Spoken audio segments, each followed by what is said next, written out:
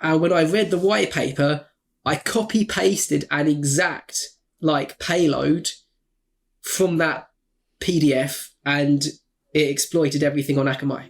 No.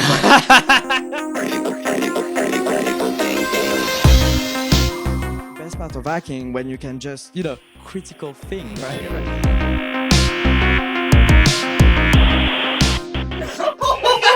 Oh, yeah, dude.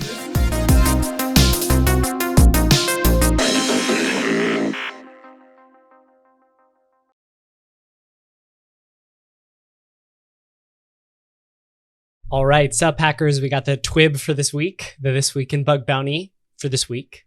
There we go. Just two articles that I wanted to kind of bring to y'all's attention. First up is Yes We Hack has released a monster of a guide on setting up your Android bug bounty lab, essentially. And they cover a bunch of stuff in here. Obviously, they cover the basics, but I just wanted to highlight a couple things for you. One, they break down what kind of mobile device emulator that you should be using. And as I was kind of reading through this, I did not know this, but let's see if I can find the portion of it. Apparently, yeah, there's ARM translation in Android emulator, and it's just for the apps. Okay, so here's what it says. The new Android 11 system images are capable of translating ARM instructions to x86 without impacting the entire system. This allows execution of ARM binaries for testing without the performance overhead of full ARM emulation. So you can still run your system image in x86, but run ARM apps by this ARM translation for Android emulator. So that is massive and really helps with the performance issues that you'll see in a lot of Android emulators. Was really cool to see that. And then they give a really in-depth summary of how to set up, all of these various emulators, which one you should be using, how to root a physical device if you need to actually do that with Magisk. And then they also talk about proxying the traffic through Burp, and they also talk about bypassing SSL pinning with Frida. So it's a very comprehensive write-up here. Definitely worth checking out. I think this is probably the go-to article on getting your bug bounty mobile lab set up, which not enough of you have done apparently, because we did a promotion with Adobe where we were highlighting mobile apps, and very few submissions came through from the critical thinkers.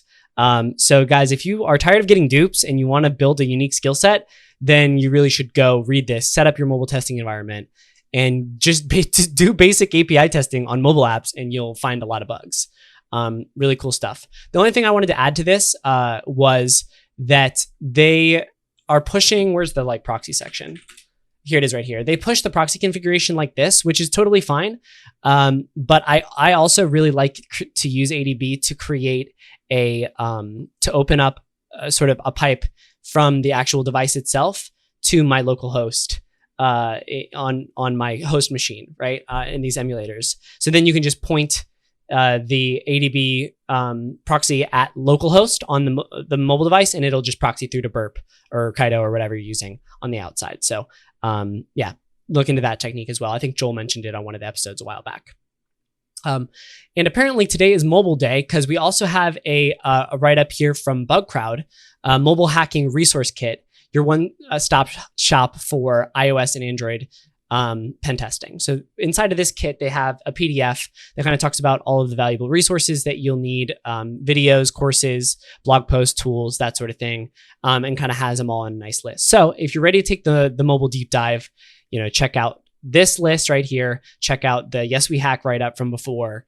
And then here's the PDF that sort of comes along with that. It just kind of has a quick resource kit for mobile hacking.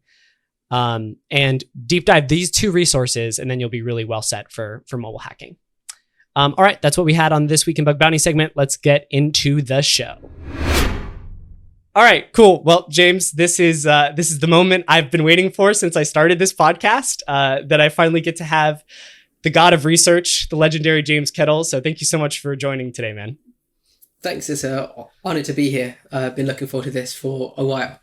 Yeah, dude, I'm sorry about the cancellations and stuff too. I feel so bad because I was telling James before the episode, off air, we never cancel on our side. We are very consistent, with Critical Thinking Podcast. And I just got so sick the day that he was supposed to come on, and I was like, oh, I can't do it. And I had to cancel on him. So thanks for being flexible about the timing too, James. All right. So let's, I can't believe I'm saying this, but rules are rules, James. So, whenever we have a researcher or a technical person on the podcast, we have them sort of give us a bug, right? To the audience to prove their stuff. So James Kettle, head of research at Portswinger Research, please prove your worth to the community by sharing a bug, please. Okay, absolutely. So Yeah. I found this quite a tricky question. There's a lot of bugs that I'd love to share, but I'm going to share one that was a personal favorite for me and is maybe a bit possibly underrated, maybe.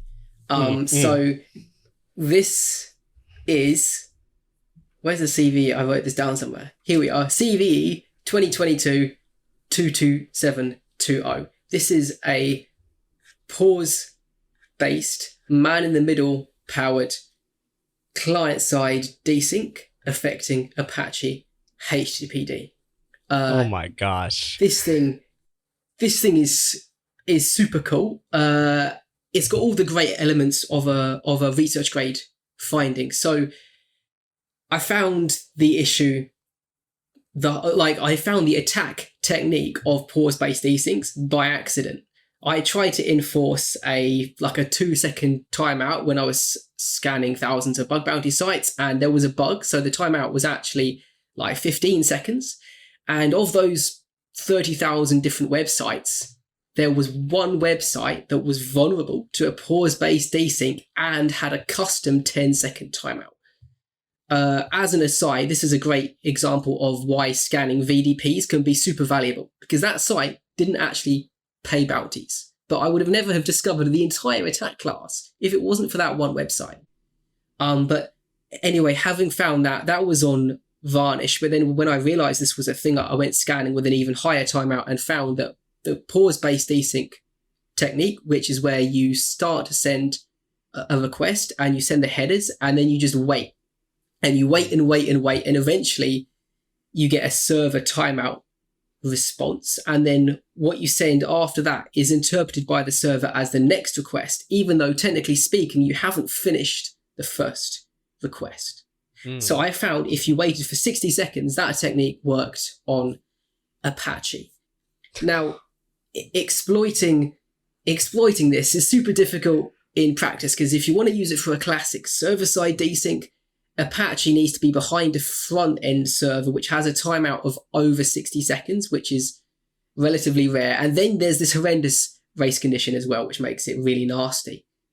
But I had another thought, which was, well, how can you make this work as a client-side desync? So when there's no intermediary server. And it got me thinking about man-in-the-middle attacks. So this is something I think bug bounty hunters probably don't think about man-in-the-middle stuff very frequently. I haven't heard of anyone making a great living in bug bounty by specializing in attacks that require a man-in-the-middle.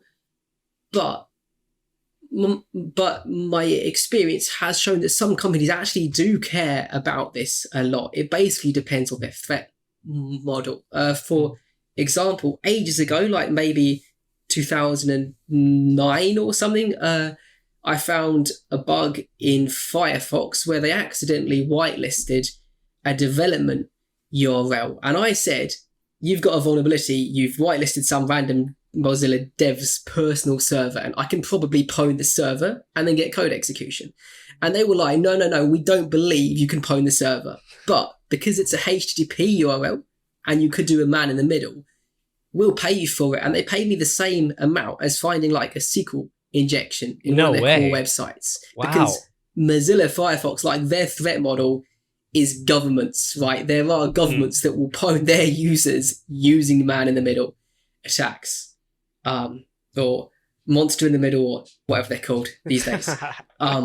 So that made me think, hang on, Apache probably actually do care about a man in the middle attack. And in theory, if an attacker just pauses a request at the right moment, they should be able to do this on the encrypted connection.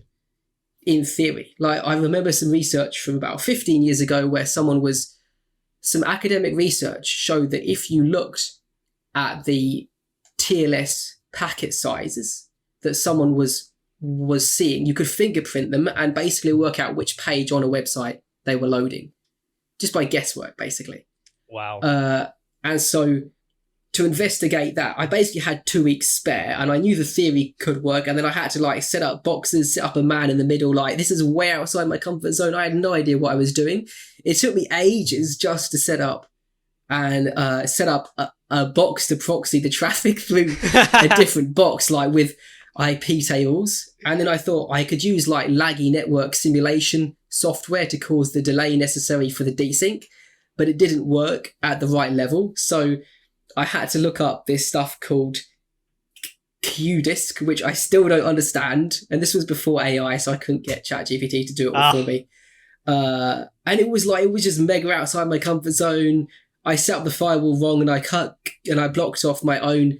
I ended up delaying my own SSH connection traffic. So whenever I typed something, it took over 60 seconds to actually get to the server. It was a massive mess, but I got it working in the end, and it was super cool just to go from that concept and spend 2 weeks on this one thing and prove, yeah, this is actually possible. I briefly broke TLS on Apache. It was super cool, and it even set me up. The other valuable thing was it set me up for understanding that kind of lower level, network level stuff. And I think it's part of what led to the development of the single packet attack, which uses HB2 to find race conditions and timing attacks better. And I think that's like one of the nicest features that we've got in Burp Suite right now. I'm super happy with that. Yeah, dude. I think the single packet attack, like you obviously, like we were saying before, your research list that I had to go through for this episode was just massive. The single packet attack is like one of the most amazing, like just principles that I think has come out of your research. It's just very nice. It's super cool. Yeah. And what I loved about that is like a lot of my research, you have to kind of understand and be very deliberate to actually use it successfully. It was the single packet attack. We were able to ship it like you press a button and it does it, and you don't even need to know how it works. Yeah. It will work just as well.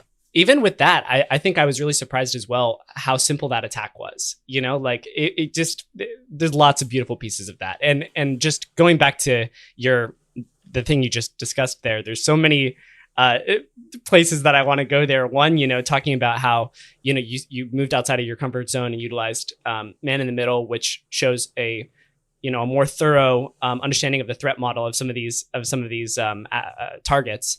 But also, I just want to harp on for a moment. You said, "Oh, well, I had 2 weeks to spare," and I was like, "When was the last time?" I want that life, James, where you like, I have 2 weeks to spare. Might as well just like jump down this chain to find an Apache CVE. So I guess like in your flow of research, and you're deciding, you know, what do you do? You know, what kind of stuff do you go after?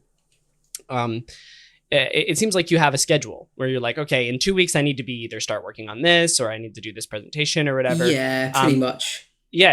And so, you know, were you at the end of like a flow of research and you're like, okay, I got 2 weeks until I present this. Let me see if I can pull a CVE out of this with, you know, client side based man in the middle desync, or how is that? I give myself a schedule, because if I don't have a schedule, things are fuzzy and then I get more stressed. If I know what I'm doing when and whether I'm on track or not, that really helps. So basically, my job, a significant part of my job, is to present at Black Hat USA every year.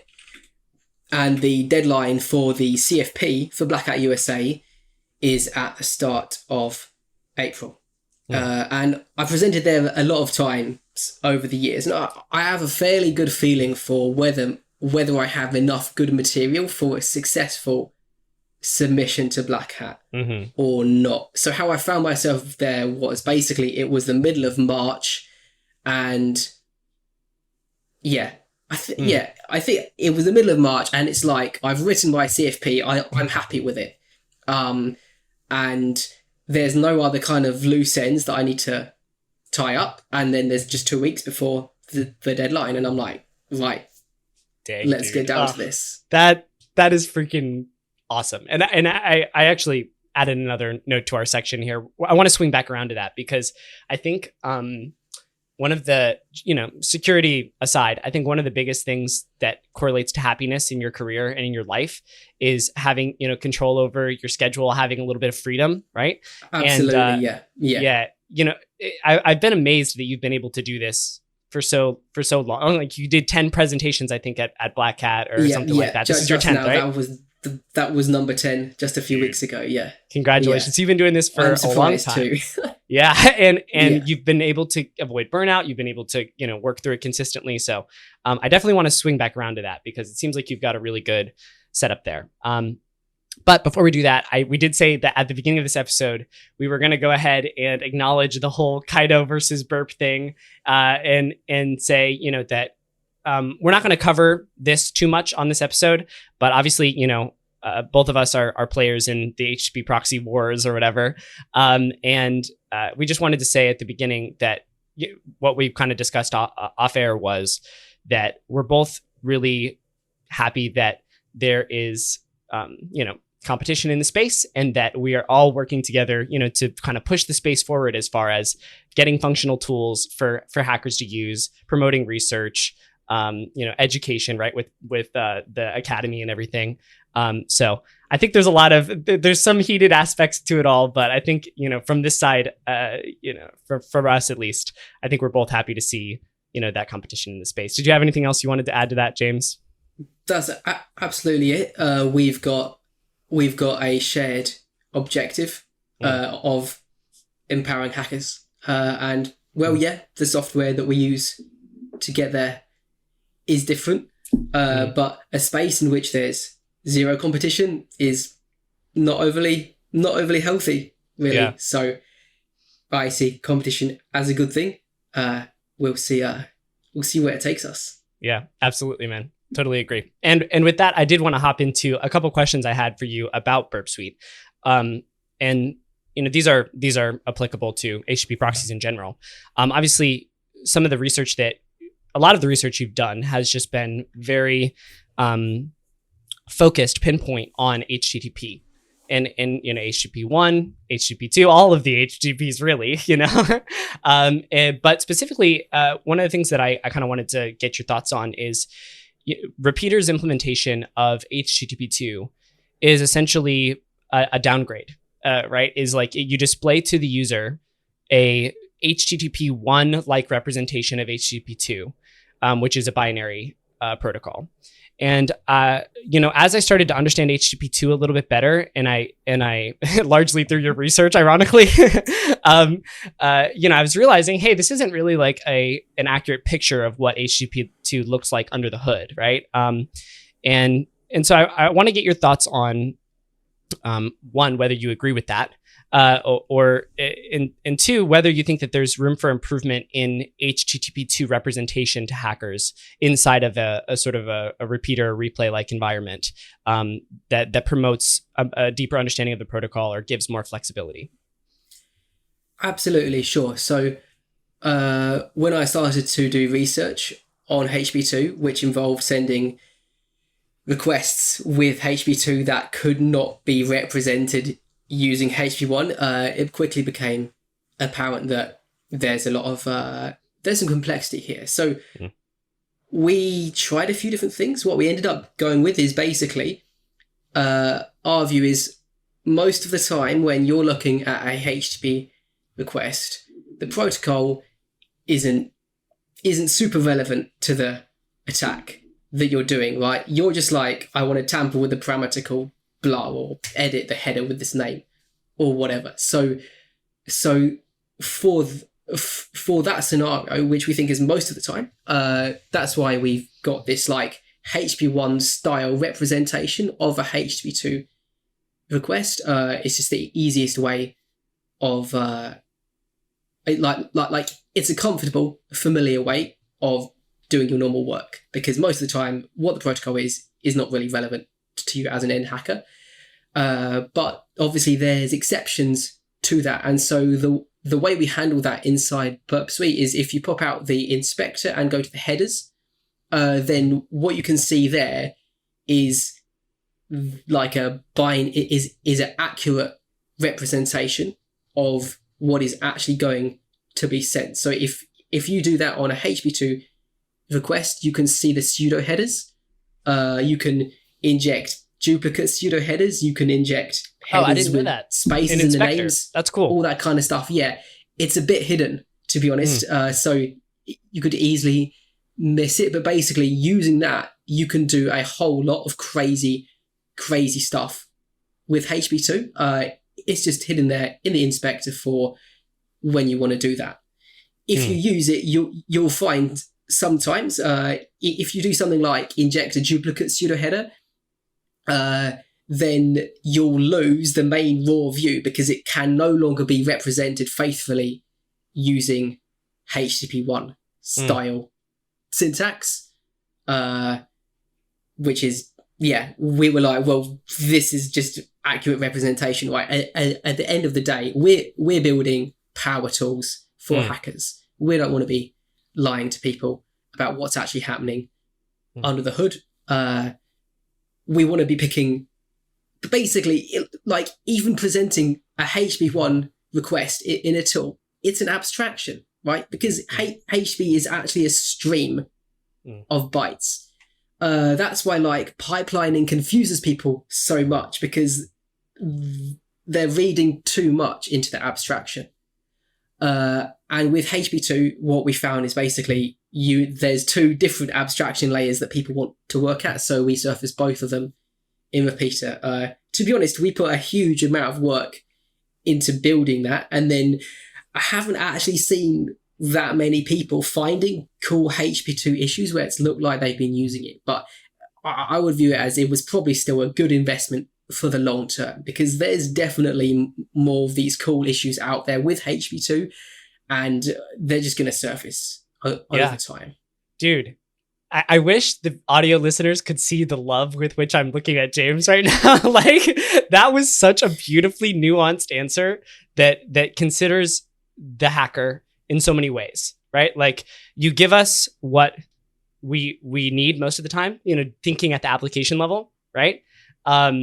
And then you also give us the tool to go a little bit deeper and tweak the protocol stuff through Inspector. And is that the whole concept behind Inspector? Like, I guess I've seen Inspector mostly as like, I often, when I was using Burp, I would have the, decoding sequences or whatever that were on the right-hand side. That was really cool. But then there's also this component of Inspector where it allows you to dive a little bit deeper into the protocol. So is that the kind of concept behind Inspector, giving tools to go a little bit deeper? Or that's pretty much it. It's a bit of a power tool for when you want to maybe decode stuff, encode stuff.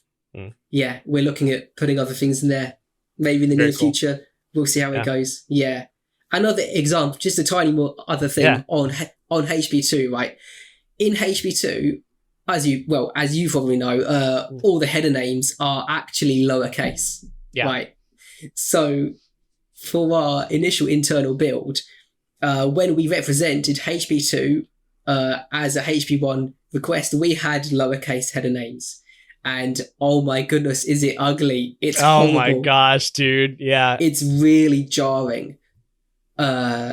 So I think that was one of the things that pushed us really early on, is like, we hate lying to the user and about what case something is, because that can matter. But on the flip side, it's so ugly that it made us realize really early we need two systems here. There's a lot of nuance here for sure, because like you said, most of the time we don't need protocol level control. We need to be thinking at the application. It's still application layer, right? But it's like on top of the application layer, it's a bit higher up. Yeah, and I think that's a really beautiful and nuanced approach. And I think when I wrote this question down, I was kind of thinking about HTTP2 as like a totally different protocol than HTTP1, because it is so different in so many ways, but it's actually still HTTP. Like the whole concept is like, okay, there's get, there's post, there's parameters, right? And these are all similar. It's supposed things. to be the same thing from the application's point of view, even if that doesn't really hold up in reality. Right. So it's kind of like it's like a pseudo protocol, it's like it is, it's a V2 of the protocol. Very interesting. Excellent answer there, James. Thank you so much for that. I think that was really nuanced. The next thing that I wanted to talk to you about, specifically relating to Burp Suite and that whole flow, is how are you as a researcher using AI, with Burp Suite or without Burp Suite, to sort of progress your research? And you mentioned before, this was before I had AI, so I had to, raw dog it or whatever before. How is that integrating into your workflow nowadays? In a few different ways. So some of them, I'm exploring at the moment, so I can't really talk about stuff I'm going to be publishing in the future. Dang it, James! Give us. Sorry, I can't help teasing things. I would say it's really useful for learning and getting up to speed with topics really, really fast. Like I used it to learn about Unicode encoding attacks and such like, which was always a blind spot for me because there's a crazy amount of complexity there. And I was able to basically get to a much better level of understanding really, really fast using it. Also, in some cases, it will just kind of just drop novel techniques on you. I experienced that this year with, I'm trying to remember the exact sequence of events, but this wasn't even with deep research. I said, I'm trying to remember the details. So I remember you tweeted something out. You were like, AI just dropped something crazy on me. And I'm like, oh, geez. Yeah. It shared two.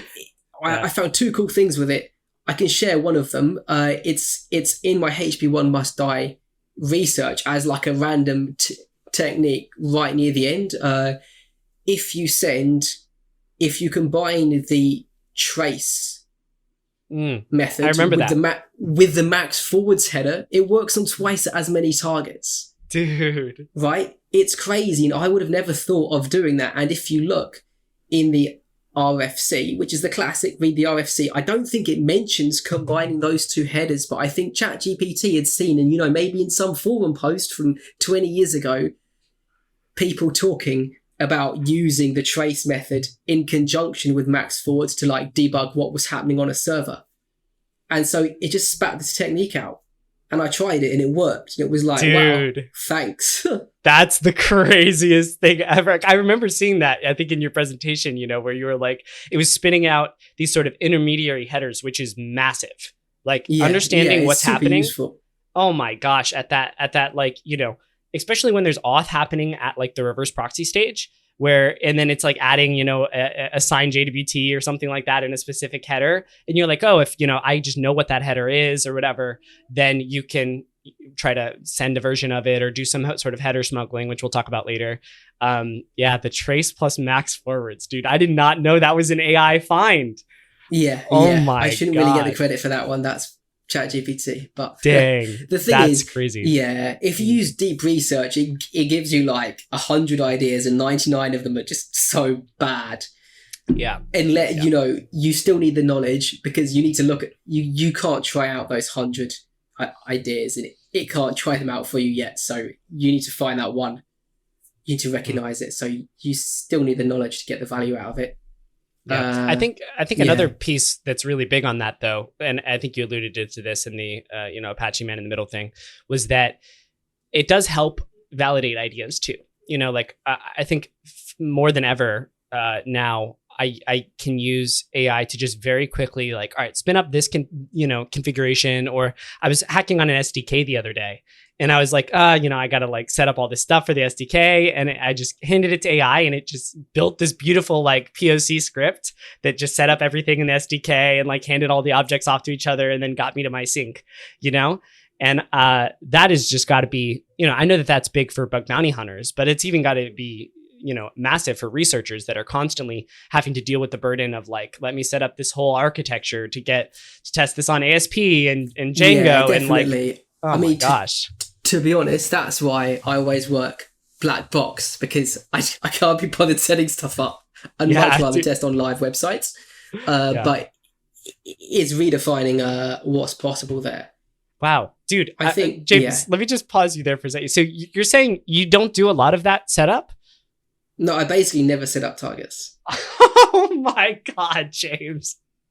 The frick? How are you one of the most successful security researchers in the world and don't do any like sandbox setup? It's too much work. I can't. Oh my God. That's crazy, dude. That's crazy because I feel like that's such a pivotal piece. That is such a different take from so many of the other researchers that we've had on this podcast. You know, most of them are really like, hey, dude, put in the time, you know, get a debugger hooked up, you know, like get, you know, and I mean, to be fair, I guess a lot of your stuff is like, you know, not necessarily finding 0 days in like enterprise software or anything like that, you know, but you know, it's more protocol level, you know, architectural 0 days, but still that's amazing to me that you just test on their websites. I would definitely say put in the time, but personally, I put in the time where I want to put in the time, and that's not installing and configuring enterprise software. Dude, that's amazing, dude. James, you are living. Let's jump into the conversation we were going to have before then, which is like, you've been doing this for a long time. Security is notorious for burnout, especially, you know, when you're doing research and you're just kind of banging your head up against stuff, and you've done 10 Black Hat talks now, you know, very consistently been pushing out new research on a regular basis. How do you structure your life? How do you live your day to day? How do you avoid the burnout of security research? This is a good question. So I think one key thing here is autonomy. You need to make your own decisions and kind of find what works for you. And that's like I'm the leader of the research team at Pwning, and that's how I lead it. Everyone on the team has a lot of autonomy to decide kind of what they're researching, what they'll prioritize, what leads they'll chase down, and what their day-to-day looks like. Because I don't think research is a creative process. It's like trying to, so I don't think you can just kind of grind it out by forcing everyone to like work in the same way, because I don't think you'll get the same results doing that. So having that autonomy and that choice is really important for avoiding burnout. So do you like just pose to your researchers like a question like I mean, is it just do research? Like, you know, what is you, how do you prompt them? How do you, because everybody else is going to have, you know, their own method for how to do research, right? You know, everybody's unique, right? Some people need more structure. Some people need less structure, you know, and everybody on the freaking Pwning research team is cranking out research, you know? So I guess, you know, all of that could be from excellent hiring decisions, and surely that's a component, right? But, you know, what sort of part of the meta strategy, you know, do you think helps people produce good results? I guess there's a bunch of things. One of those things is we give people a lot of time, right? Yeah. Like, we're basically doing research full time, virtually. Like, we spend some of our time, you know, like helping improve Burp Suite and so on. Product. The majority of our time is spent on research.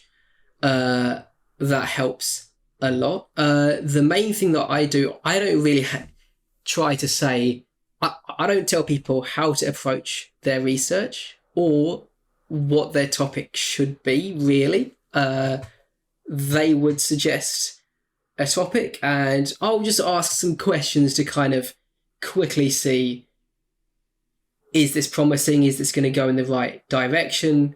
If this fails, like, how much time do we have to invest before we know if this research is going to work or not? If we invest loads of time and then the research fails, do we at least learn something useful in the process that we can apply later? It's that kind of stuff. It's just like light touch things that mostly come from a lot of time spent researching myself and a lot of lessons learned along the way. Dude, yes, those are such good questions to ask, you know, and Yeah, that's definitely a part of the reason that guides, because sometimes you're like, you get it's very easy to get nerd sniped or whatever by like, some very weird quirky functionality, but you're like, okay, is the result of this going to actually be something impactful? Yeah, exactly. Yeah. Like different personalities have different kind of wrong turns that they'll be prone to making.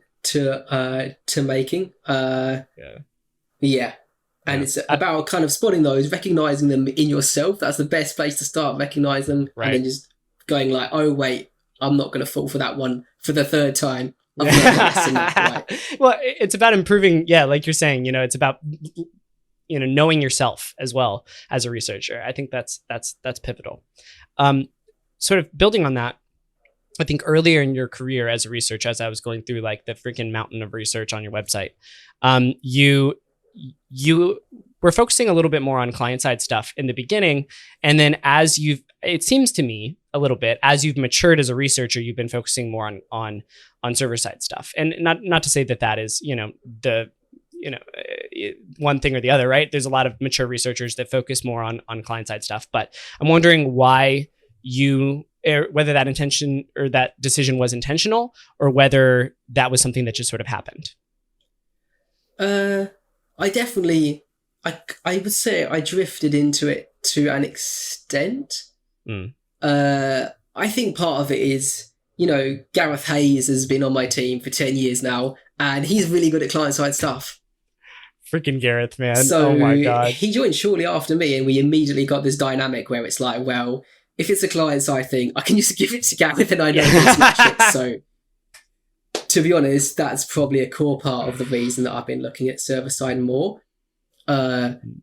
Also, as like, I find this stuff where you've got multiple components and issues that only appear in production super valuable. As someone working for Burp Suite, we have a DAST scanner, right? And we are competing with SAST scanners that look at the code. So when I'm finding novel classes of like Desync, stuff like that, that stuff that SAST basically can't find. So it's like extra valuable for us because our competitors in the SaaS space aren't going to be able to be like, oh, we can find the stuff better than Burp Suite. So it's an area where I can deliver more value to Portswigger more easily too. Also, I think over time, I just love the black box. I love the mystery. It's like why I don't even like setting things up. Like, I love these systems like Akamai where it's like, you don't even know how many proxies they've got in a chain. All you know is it's more than you would possibly imagine.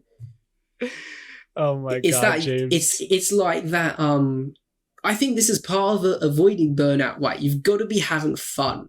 And curious, Yeah. And for me, when you're testing something like proper black box, it's like at any time you could be like one byte away from the server going insane and have no idea. And it's that like that mystique that kind of keeps me hooked and motivated on research. Dude, that's so funny, man. You and the black box thing, man. I see it now. And I think that is also something that's really relevant to bug bounty hunters, right? A lot of the time we don't have the luxury of being able to just spin up a local copy of all of this, right? So I think that a lot of research stuff, research and bug bounty are adjacent, and I think, but not the same. And I think one of the things I read somewhere in that mountain of write-ups you have was you saying something like security research. A lot of people will say, oh, bug bounty hunters, security researchers, same thing or whatever, right? I really do agree with you that there is a difference here. Bug bounty hunters, they're all out there, they're finding 0 days, they're doing their thing, hacking on stuff. But research, I think, is more of a protocol level, an architectural level sort of endeavor in a lot of ways. And so, I mean, well, I don't want to put words in your mouth. Is that how you represented it? Yeah, pretty much. I would define a researcher as someone who is trying to find novel classes of attack or novel techniques, kind of trying to improve the state of the art, rather than applying like existing knowledge to find bugs. That is a I nice, do think a lot definition. of bug bounty hunters do bits and bobs of research here and there, but I think part of the issue is as a bug bounty hunter, you don't always have a good financial incentive to share your research. Right. Yeah, especially if it's like, you know, in this cloud environment thing, right? If you see a lot of like reoccurring cloud misconfigurations or something like that, you know, or something that affects, where things can get in a misconfigured state, and that you know, makes them more vulnerable to these sort of architectural problems, then it's really big. And I think a lot of hunters have done a really good job of taking your request smuggling thing and just like beating the shit out of everything with it. Yeah. You know, great. like it's great. I love it. That's exactly what I want to happen. Yeah.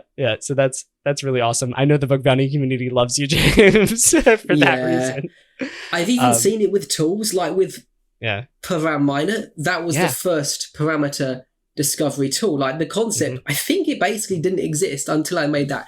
And I just released it, and the number of people that have come up to me and be like, "Oh, I found remote code execution using this tool." Pivotal. I'm like, if I was a bounty hunter, I'd be killing myself if I published that tool instead of keeping it for myself. Exactly, man. I mean, the amount of money that has been generated from freaking Param Miner is insane, dude. Yeah, beautiful. But going back to the black box thing, I think there's some researchers, you know, or some hackers like you, like Franz, they're just a lot of they just have a big amount of intuition and curiosity about how these systems are structured. And for me, I think that's really difficult. You know, just sort of talking about myself as a researcher, I think one of the reasons I really like client-side stuff is it's so tangible and there. And I can very easily identify exactly what's happening and you know, take these gadgets and train them together, you know, and chain them together and like, you know, produce a result. Whereas, you know, you're saying the opposite of that is what's inspiring to you, where you're banging your head against something. You can't figure out why it's doing the thing. And that is what fuels you. Yes, it's the challenge. It's the chaos. I love it. Like basically all of my favorite bugs I found by accident. Right. God, my research, if I had to summarize my approach to research in 3 words, it's like, mate, accidents happen. Yeah. Right. Dude. Like, that's it. Yeah. Two thoughts, you know, from what you've said that sort of chain together with that is like, I think one of the quotes from one of your, I'll read it here. Let me see if I can find it. This is from one of your many presentations. I didn't grab the exact spot, but it says, when building automation, make it really easy to ask questions of your data set. When you do this, you'll start asking a lot of questions, even the stupid ones. And then the results from the stupid ones will surprise you, which gives you interesting research topics. And when I heard that, I was like, dang, that's amazing, right? And that's kind of what you're talking about here, where it's like, you know, you ask questions of your data set, you and even stupid ones, right? And then when the results surprise you, that's where you should, you know, dive in a little bit deeper. Absolutely, yeah. Like that's where the intersection of like automation and research, so like automation and human power works so well, and kind of that's what's driving my approach to AI stuff too. Like personally, I see like a bunch of people have this really strong emotional reaction to AI that kind of then dictates how they engage with it. And personally, like I do too. I love it for its power, and I hate it for the stress and anxiety that it's causing people. But ultimately, my emotions are not relevant to it. It's there, it exists, and why not just make the most of it? That's my view on it. And it's a step up in automation, but you can compare it with automated scanning. Like I saw someone on your channel mention a while ago, if we'd kept Burp's scanner to ourselves, we'd never published it, and then we ran it on all the bug bounty targets, we'd be number one of the HackerOne leaderboard, right? By far. Not Expo. It's really good at XSS and so on. So my advice with AI is like, don't panic about this. Like, it's just a new kind of automation, but also don't ignore it either, because it's a seriously powerful tool. And like classic automation, I think it works better with human in the loop too. I've always, like, if you look at all of my research, it's about combining human testing with automation to achieve results that are much better than what either can get on their own. And that's why I work at Portswigger and not, like, there's loads of DAST vendors that make scanners. But Portswigger is the one that has a tool that really combines humans and scanning effectively. And I don't think AI changes that.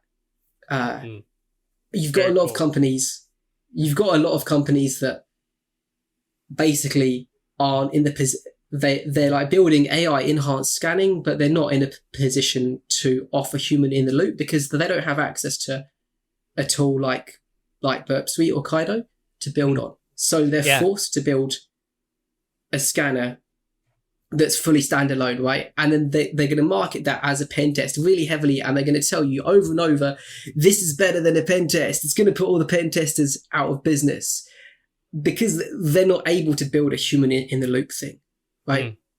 They probably know human in the loop is better. Like that's my view on that whole topic. Basically. I agree. I mean, it makes sense, right? Like, why would we not have a human in the loop? Just give the AI, let the AI do their thing, and then let the human be like, no, you're screwing that up. Hold on, go this way, Like, you're absolutely right. Strengths, isn't it? Yeah. As a like you said, with HTTP proxies, with Burp or Kaido, we have a platform on which researchers are, looking at the HTTP protocol. They're familiar with all this. They're analyzing applications, and then we have an opportunity to integrate AI into that to enhance it, right? Versus just doing, an AI scanner or whatever. That is definitely the most powerful approach, to all of this. And I did want to grab another quote out of here. I like to cherry pick your quotes a little bit, James. It says, "There's an old cliche that automation is about finding low-hanging fruit, but this is dangerous because when used correctly, it gives us a platform to stand on to reach high-hanging fruit." And that applies perfectly to what you're saying, right? AI, Burp Suite, Kaido, whatever. These are platforms on which we elevate researchers and allow them to function at a higher level to reach those things that are not, easily accessible, right? Exactly, yeah. There's the strengths of AI and skilled human testers are just not the same. So you've got to combine them if you want to get the best result possible. Obviously, like, I think AI powered scanning is super cool. I think AI combined with DAST is great, and we're working on releasing that. Of course we are, because it's more scalable and so on. But if you want to find those top quality bugs, using both is the easiest way to get there. Absolutely. Let me go ahead and jump back into a little bit the research meta. I feel so bad for like my team that has to go through and chapter stamp all of this stuff in the video because like I'll follow these little rabbit holes down. But anyway, team, we're going back to the research stuff. So put that in the chapter notes. So one of the things that I think is important for bug bounty hunters to understand about research. And I think there is a pipeline there, right? Of bug bounty hunters sort of moving into security research. And a lot of the skill set, is intercompatible, and it's a good way to fund your security research in the end. So there's lots of compatibilities there. But I think one of the notes you have here is understanding your true objective with research as a researcher. Can you talk a little bit about how one might find that true objective and why it's important to know it? Absolutely, yeah. Basically, do research is a really vague kind of concept, and my question would be, what is your actual specific goal? Because depending on your goal, you will be wanting to approach it in very different ways.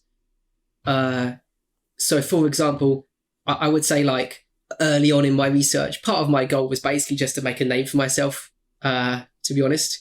And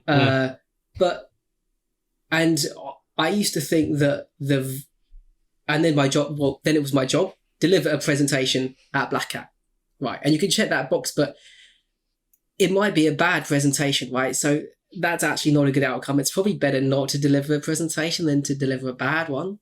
But then what makes a good presentation? So, for example,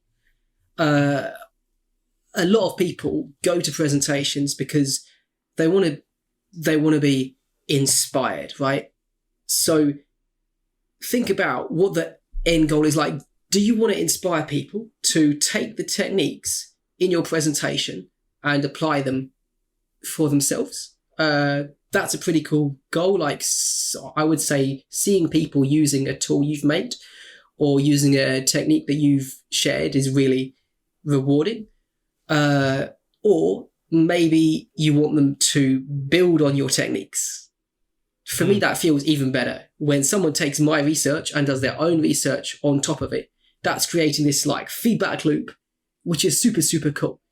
But those two objectives kind of can be in tension quite a lot. For example, That makes sense. And I think one of the ways you promote that as well is you very clearly at the end of your presentations, and in some of the other people in the Ports Rico research team do this as well, where you say, hey, these are future research topics, that I was like, that I think absolutely are really cool. You serve it up on a golden platter to the community. I try to. A lot of people still don't pursue it, but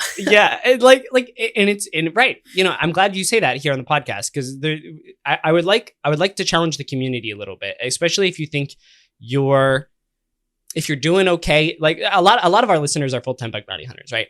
And so I would say, if you do see yourself progressing into research at some point, as your progression in a bug bounty hunter and using your research to fund bug bounty, or maybe you just want to move in that way, there are very few people taking up James on his offer in the presentation. Hey, do research here, and those are very high value leads, right? Like this is something James is saying, yeah, this is what you should go after. Like as a professional that's done this for 10 years, 10 black hat presentations, take these and go. I think it's a really worthwhile investment. And we've seen, especially in the, HTTP desync or in smuggling route, how many people have done this, built upon it, and found really, really cool stuff. Yeah, we've seen some awesome stuff happening in the field. And I think what I would also say to bounty hunters is, I can't tell you if you publish your cool technique or your cool innovation or your cool tool that people are going to shower money on you directly for doing that. But writing things up to publish them will make you have new ideas. It's that when you try and frame something and explain it to make it accessible to a broader audience, you will have your own breakthroughs as a result of the kind of the cleaner thinking and articulating it better. And then also when you share it, other people will build on it and share back, which can be super valuable. Like in the last year's research, that we made over $350,000 in bounties. Insane, dude. Right? And with Sweetly in them, yeah. That was 100% because of the collaborations that I did. And the thing that made the collaborations possible was the fact that I've published research on those topics in the past. So I think publishing research is a super valuable, you are sacrificing value in the short term, but you're gaining it in the long term. Yeah. And when you release these things to the community, you're also putting yourself at jeopardy for research collisions, right? But that's a risk you're taking because I hate research collisions. My worst nightmare. I say the word research collisions and James' eyes go like, but you put yourself at risk for that, right? And that's a part of the game. Just like dupes are a part of the game in bug bounty, research collision will happen in security research. So I thank you on behalf of the community for still pointing us in various directions after these presentations. I think that's extremely valuable. I have one tip actually, how to avoid research collisions. I learned this very painfully because we lost a Black Hat USA presentation on SAML due to a research collision with GitHub. Oh, really? Oh, with GitHub. Yeah. Oh, shit. Yeah, I have some rude words about that. But the pain, I can see the pain in your eyes. Dude, James, I just want to pause and say, I love how passionate you are about all this, right?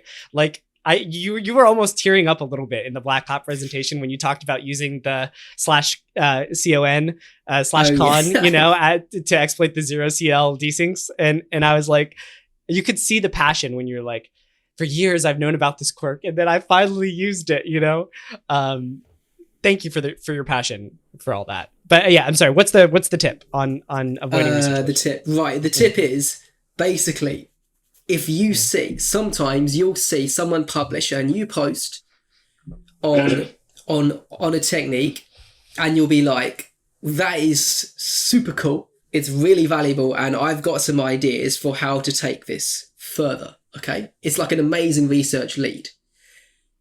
And my tip is, it is a good research lead if you're going to publish, to investigate it immediately and publish what you found straight away. But if you're aiming at a conference, you've got to submit to the CFP months and months before. And if it looks that promising, there's a significant risk that someone else has seen the same thing and is also working on it. They're going to snipe it. I wish I thought of that when we read this awesome research on a SAML technique, and we were like, this is great, we can build on this. And we built on it at the same time as GitHub and Positive Technologies as well. So they published theirs when we were about to submit it to Black Hat. So we published ours, we wrote it up really fast, published it 2 days later, because they left out a proof of concept, and we were like, nah, you guys have a proof of concept. And then 3 days later, Positive Technologies had to publish theirs as well. Oh my gosh, dude. It's like a freaking research race here. It's horrendous. So my advice is, if you see something like that, do it fast, or do what I usually do kind of by accident, which is say, that sounds cool, and then forget about it for 2 years and then pick it up and do it. Because if it's been a couple of years, probably no one else is looking at it. Yeah, set yourself a calendar reminder for 2 years and be like, swing it back around to that SAML thing. Man, I did see that post, the SAML post. I did not get to that in my prep for this episode, so I'm gonna have to circle back around to that and refresh my brain. SAML is SAML is whack, dude. And there's we this spent guy half that research setting up SAML environments. Right? Exactly. And yeah, man, it's just so much weird stuff in XML. And as well. So yeah, it's crazy. Let's go ahead and swing back around to you've done a lot of write-ups on the metagame of researching, and you have some tips about how to do research here. Hunt forgotten wisdom, forgotten knowledge, collect diversity, no idea is too stupid, abandon comfort. And I kind of want to just jump through each one of these because I really think that these are high value principles, and just kind of get your thoughts on each one of them and then ask a couple questions. So tell us a little bit about hunt forgotten knowledge, why that really helps sort of fuel your research. Absolutely. So basically, people have short memories. People, social media drives stuff that was published in the last, 72 hours? Yeah. And then stuff just kind of disappears and everyone forgets about it. So what that means is there's this hyper-focused lens of attention on the latest thing, and people kind of think that, in general, a post published a week ago is just going to be more valuable than something published 6 years ago. It's often not true. Obviously, the best example of this that I have is request smuggling. It was literally explained really nicely in a white paper in 2004. No way. And when I read the white paper, I copy-pasted an exact payload from that PDF, and it exploited everything on Akamai. No. And I literally picked that payload because they gave you 12 attacks. So I just picked the easiest looking one, the only one I could understand at that point. Oh my gosh. It was ridiculous. That's crazy. And you still see that. There's still this there's really old valuable stuff, but people kind of and there's this hidden knowledge. There's all these people that understand, they've read old stuff and they remember it, but they're not going to reshare it because, it's someone else's technique and they're not going to talk about it. So the knowledge is kind of there, buried in the industry in weird niches and crannies, right? But it's not surfaced. And if you want to get that knowledge, you either need to find like an old-time hacker and interrogate them, or you need to read old stuff. Wow. Yeah, that's awesome, man. And I do think it would be really cool to have, I don't know how they do this, maybe with AI or something like that, but like have some Twitter bot or something like that just cherry picks old research from like, you know, whatever sources, and then just retweets it at random, you know, intervals, you know, just as boom, what about this one? What about this one? Does this trigger anything with you, you know, for you? I think that would be a really cool thing. It's all like link rot is making it harder and harder, but obviously there's archive.org. Yeah. For that. Thank God for archive.org. We all need to go support archive.org, man, because if that site, I know they're constantly like, give us $1. I'm like, here, like take money, because if that ever goes away, we're screwed. You know, we lose so much if that ever goes away. We do preserve. Portsmouth preserves all the. Do we? We preserve all the nominations for all the top 10. Yeah. So we do have copies of those. But everything else is toast, and a lot of people don't. A lot of good stuff doesn't get nominated as well. Yeah, so. Man, the nomination list each year too. It's horrific. I have to read all of those. It's like, oh my God, yeah, dude. I can't imagine for you, because I complain every year whenever you guys release the top 10. I'm like, oh my God, like the prep for this episode is like a full week of reading and researching, right? Like 40 hours where normally I put like, you know, maybe 4 hours into 4 or 5 hours into prepping an episode. You know, this is like 10x, you know, really. And man, I can't imagine how much of a thing that must be for you and the team that's you know, auditing each one of those, you know, going through each one, reading it. Jeez, man. That is brutal. that is, but what a fun thing. You know, that is your job, dude. Your job is to go there and read security research. Yeah, it's a good job. I freaking love that for you, man. That's amazing. I did want to ask on this specific, you know, bullet point, hunt forgotten knowledge. One of the things that I advocate a lot in the bug bounty world, mostly for beginner and intermediate hackers, is, you know, really trying to spend time with your hands on the stuff. You know, like really get in the HTTP request, tweak stuff, figure out what's happening, you know, really spend time experimenting. As a researcher, as a high performing researcher, I'm wondering what your perceived ratio of like knowledge gathering or reading versus experimentation is. That's a good question. I would say this has changed a lot over the years for me. When I started out for, I would say maybe, 5 years, I basically read everything I could get my hands on. I was just always reading. I would just read everything. Even if it was not even super related to like web security, I'd like read all of Project Zero's blog posts, even though I didn't really understand a lot of that stuff, right? Yeah. That makes two of us. Yeah. But over time, kind of, as I've got more experience and I'm more like, if I'm building on my own research, the need to read other people's stuff kind of drops a bit. But I still spend it like every day. I look at what's been published and I read the relevant stuff. So I still do it daily because people still publish stuff that I find super valuable and it gives me really nice ideas. But I would say these days I definitely spent a lot more time experimenting with things. Yeah. It's good to know. Good to know.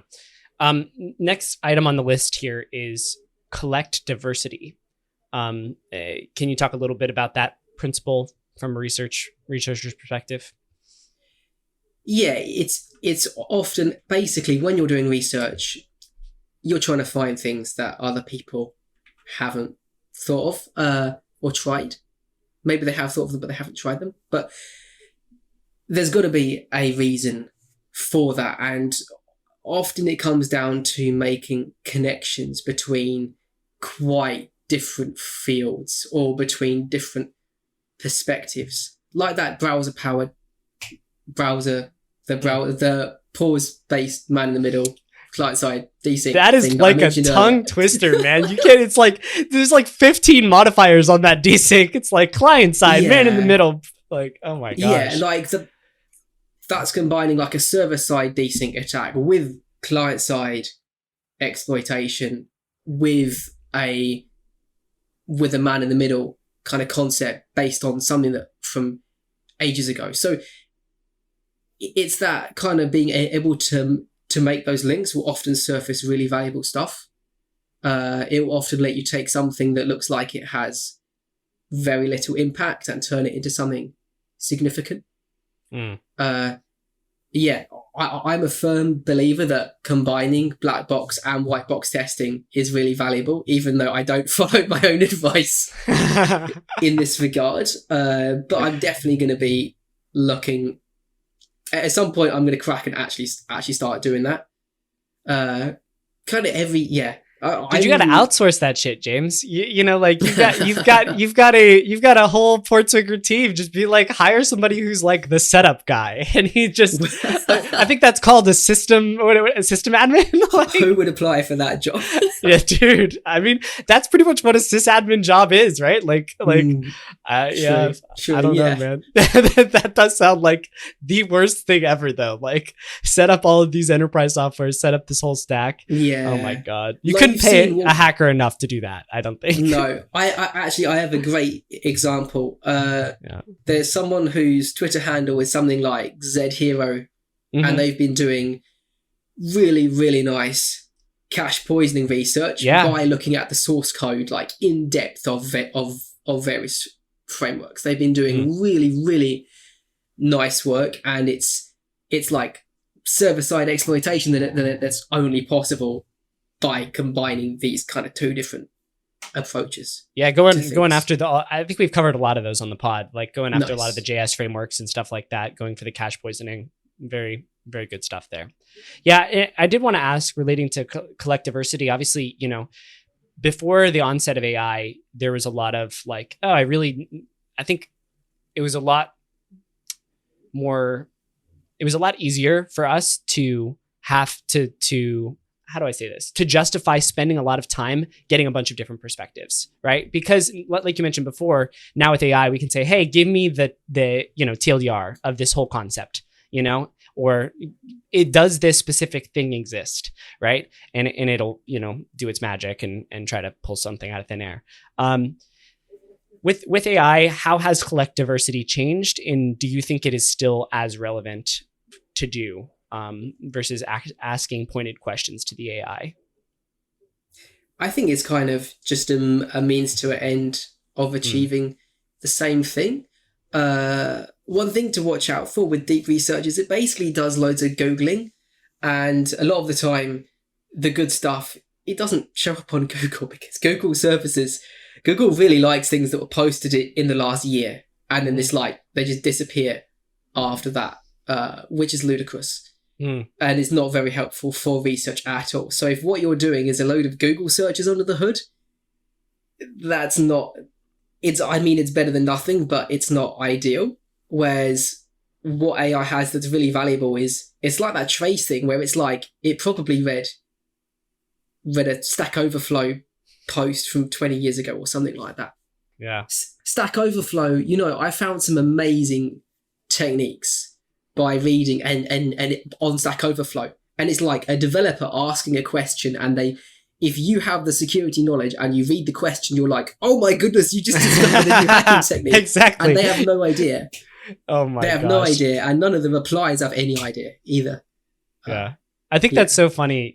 Also, when doing like white box stuff, I'm just scrolling through the code, and sometimes there'll be a comment in there, and you read it as a security, and you're like, yep. They knew what was happening here. You know, if only they had the hacker's lens, you know, they're like, for some reason this feels off. And I'm like, yeah, secure. Definitely Stack Overflow is a gold mine, man. It really is. Next thing you had, no idea is too stupid, man. This is massive in security, right? You kind of shout out in your write up, never underestimate the security bystander effect, because it's freaking everywhere. And I think, oh, just hit my mic there, but kind of goes back to what you were saying before is you're serving up these research ideas at the end of your presentation, and not a lot of people are taking up on them. So diving a little bit deeper, getting that extra validation even on things that you're like, oh, that couldn't work, is super important. Is that kind of the concept behind this one? Yeah, definitely. I think people think that the number one mistake that you make is picking the wrong research topic. Yeah. And I think that's a complete misconception. I think the number one mistake is not attempting the topic, telling yourself it's not going to work, and then just not having that shot. You always learn something. If it's cheap to try it out, you should try it out. And if it's really expensive to try it out, try and figure out a way of doing it that's not expensive, and then do it anyway. That's really good, man. I think one of your nullcon talks, nullcon hunting evasive vulns, one of the quotes there is, that will never work unless, and then ... right? And you kind of build the presentation a little bit around that. I think that's such a good, powerful question for researchers to ask themselves, is like, what, first our brains sort of write this concept off, and what edge cases could I really be missing here that would make this really simple seeming thing actually happen? It's really good. I did the last item here that I had from your, how to be a web security researcher talk was abandon comfort. And I watched the recent interview you did with Tiberius, and you said in the beginning you weren't too hopeful about HTTP request smuggling as a whole concept, and then but you ended up going deeper into that. Is this sort of an example of you sort of abandoning comfort, or is this, I guess the like what made you a little bit unsure about that topic in the first place? So when I did my web cache poisoning research, I developed this research philosophy of what you should research is what you're afraid of. That's a great sign of a really valuable research topic. And that works super well for web cache poisoning. And so after the research, and I explained that in the intro to the presentation. So then after delivering that presentation, when I was thinking of my next research topic, I was like, you know what? What am I most scared of? And the thing I was the most scared of was request smuggling, because I watched this presentation from Regilero where it made absolutely no sense. And he said, you definitely won't get paid from anyone because it's too dangerous. Oh my gosh. And of the first time that I read that, I was like, okay, I'm just going to stay away from this. And then when I was thinking, what am I scared of? I was like, it has to be that. That's what I'm most scared of. Wow, dude. That's amazing. And I think that's a really good balance though, right? Because I think on one hand, you were really scared of that. You were scared of the impact it would have on the targets, your approach, these black box, testing random sites, that sort of thing. Obviously it's a pretty technically depthful vulnerability, but I think it also aligns a bit with your skills prior to the whole HTTP request smuggling thing, right? Like you had already done some research on cache poisoning and also host header related attacks, right? So, that sort of reverse proxy architecture, attacking that whole flow, right? Which we mostly only see in production, goes back to that whole DAST thing we were talking about earlier. And so there's been a lot of pieces. I wanted to sort of challenge you a little bit on this point, as far as your research methodology goes, because it seems like reverse proxy architecture has become a really sort of a safe spot for you as from like a research perspective, right? We've seen that with your host header based attacks, way back in 2017 or something like that. We've seen that with cache poisoning. We've seen that with HTTP request smuggling. How do you know when is the time to abandon that comfort zone of reverse proxy based architecture and move to something else versus continuing to push it if it still gives? Do you understand what I'm asking there? So definitely. This is an excellent question. So you're right. Like researching request smuggling or cache poisoning is not scary for me at all, right? It's like the one topic where I have the most confidence that my research there will find some crazy stuff. And when I delivered browser-powered desync attacks, where I introduced client-side desync attacks. So that presentation... Crazy, by the way.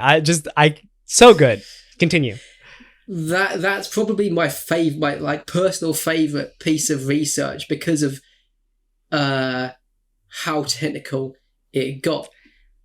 I'm sorry, I'm going to interject here as well. I would have thought that would have never worked, right? That's a perfect example of that will never work because I don't have any control. I'm sending a cross-site, browser controlled. I'm working within the constraints of what the browser allows me to do with a fetch request. And somehow you are able to induce desync. Unbelievable, James. I'm sorry, continue. It was crazy. And a whole bunch of that stuff was exploiting client-side like browser connection reuse behavior. And I had no idea how any of that worked. And looking at Chrome source code didn't help at all. Yeah, right. I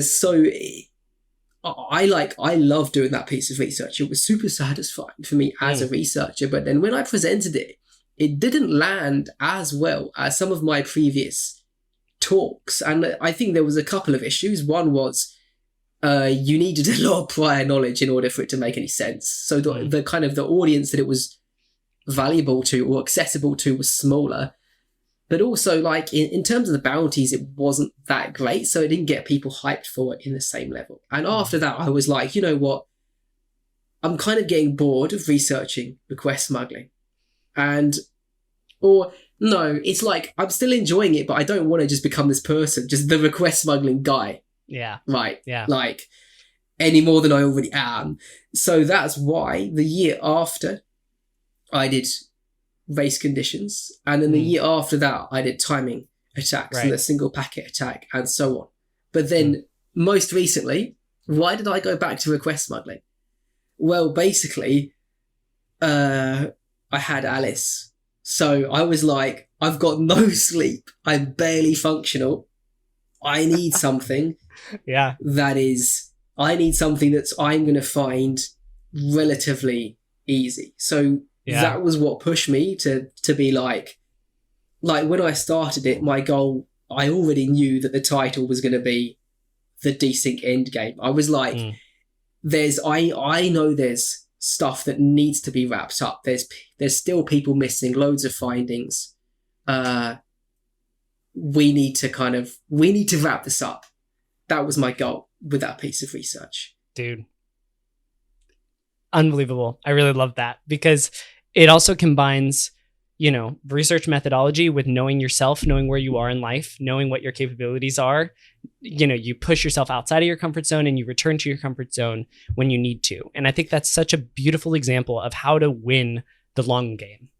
Because so much of all of these things are, that people run into burnout with bug bounty, people run into burnout with, all sorts of things, but you need to know you need to know your own limits, know what you're capable of, not constantly be push, grind. When it's time for you to focus on family stuff, then you fall back to what's easier for you and what's functional, but you still stay in the game, I think that's something I really struggle with because I feel like for a long time, I really wanted to just constantly be, at the top of the live hacking event leaderboard and constantly be pushing out S tier content on critical thinking and just constantly be just crushing it. But then I realized there's times in life where, you've got other things going on, you've got new kids in the house, right? You've got priorities and you're not going to be able to function at your top level. So you make the adjustments and you still produce something excellent. I love that, James. That's really great. Thank you for sharing that. Yeah. It's people also keep asking me on the same topic, when are you going to do more research on HB2? When are you going to do some HB2 end-to-end attacks? Right. And it's this the problem is, right, I can hack HB1 and compromise 20 million websites, 40 million websites, right, relatively easily. Yeah. Or I can research HTTP2 and put in way more effort and probably compromise like 10 websites, or maybe I'll like pop one CDN if it goes really, really well, right? But it will still be one target and it'll be patched, and then you won't be as, so it's this challenge of like, what's my objective? Do I want to deliver something that you can then use yourselves, or do I want to deliver something that you look at and go, wow, that's some really hot stuff, but I didn't understand half of it and I can't build anything on it either. So for me, it doesn't make sense to research. I can't justify researching HB2 until HB1 is like pretty dead, and that is why I so want to die. Dead. It's dead now. Post this presentation. James has killed it. That's awesome, man. Good shit. I think the last place I want to go with this whole research thing. Well, okay, actually two things. I gotta pause for a second here. I did want to ask you, as a person that is running the research team, at Portswigger, if you have any advice for me, because I, we're spinning up the critical research lab here under critical thinking. And all of this is just kind of like me taking this podcast and trying to do what I think is cool. And one of the things I think is cool is Portswigger research, and I think it'd be really cool to have more people have the opportunity to be financially incentivized to do research. And obviously we're not at a point with the podcast where we can hire full-time researchers. We just don't have that budget. But I do want to the concept behind the research lab is to grab people from the community that are doing quality research, give them additional distribution by covering it on the podcast and hosting it on the podcast website, highlight the researcher, celebrate the researcher, and then provide some, token of appreciation, as far as like a stipend or something like that goes, to say thank you for contributing this research, to the community. And, so we've got the team together. I'm setting the stage for all this so you can understand the situation. We've got the team, together. We've got some cool pieces, but it's kind of scattered, and it's not something that we've been really diving super deep into or asking for a lot of time investment on. I guess I was wondering if you have any advice for that structure of research lab, or how you think we should move forward with that. Like, how can I help that researcher facilitate what they are researching themselves? Good question. So research is tricky because it doesn't make money the same way as like exploitation focused stuff does. And if you don't have buckets of time to throw at things, then landing things like conference presentations at top tier conferences is quite hard. One piece of advice I'd have is most researchers that I've spoken to have a excessively high bar for what they think is worth publishing. Right? My view is just publish it. Publish everything. Every tiny little cool thing, publish it. And please publish it in like a blog post, or like not just in a post on X where it's like lost to history after 24 hours. Like just get it written down somewhere, and over time that will accumulate and become really valuable. Dude, that's such a good answer, and that's exactly what I was trying to tell the research team, and we've just now sort of got an environment set up where we can really make like really quick GitHub, markdown blog posts and just shoot it up, right? And I'm even, as far as like the stipends go for research, really incentivizing small, quick, dirty, here's a quick, sweet little trick that I figured out, sort of posts, because I think those are so valuable, and those really help close the gap for a lot of exploits and a lot of, even chunks of research. So that is definitely the hope for the critical research lab is like, let's create a platform where we can be putting out, I think Gareth does a really good job of this. Definitely. It's just like I've seen some of his posts, on his website, and it's like 2 paragraphs. Isn't this cool? The end. And I think I want to try to push the community in that direction as well. That's really Yeah, good. that's it. That's where everything goes. I hate writing like 6,000 word white papers. I know how many people read that end to end. It's not very many. Yeah. Small valuable things. Other people will look at it and then they'll like it and then like use it for their own technique and then cite you for it, and cool things will happen. It's worth publishing. Beautiful. If anybody has, our vision for the Critical Research Lab is expanding a little bit here, and we're gonna accept essentially submissions from the community. If you have a cool piece of research that you want to have, covered on the podcast, on the Crit Research Lab website, then feel free to reach out to us on the Discord, and we'll definitely take those submissions, and we will soon be publicizing what the stipend amounts for that are and that sort of thing as well, to give a little token of appreciation back to the community. But definitely I want to see a bunch of little small, here's a cool quirk, use it, sort of posts. Yeah, it's super cool to see more people paying for research. It's so hard to get paid to do research. There's so few opportunities. Yeah, I hope more bug hunters to do that. Thanks, man. Appreciate that. Last question on research. Who are some up and coming researchers that you respect their work?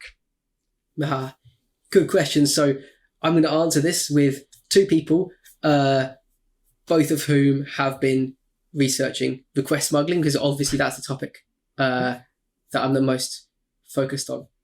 Hang on. I wrote their names down over. Okay, here we go. I'm not very good with names. Like, I recognize handles, but not names. Dude, it's so hard, man. It's so hard in the security world.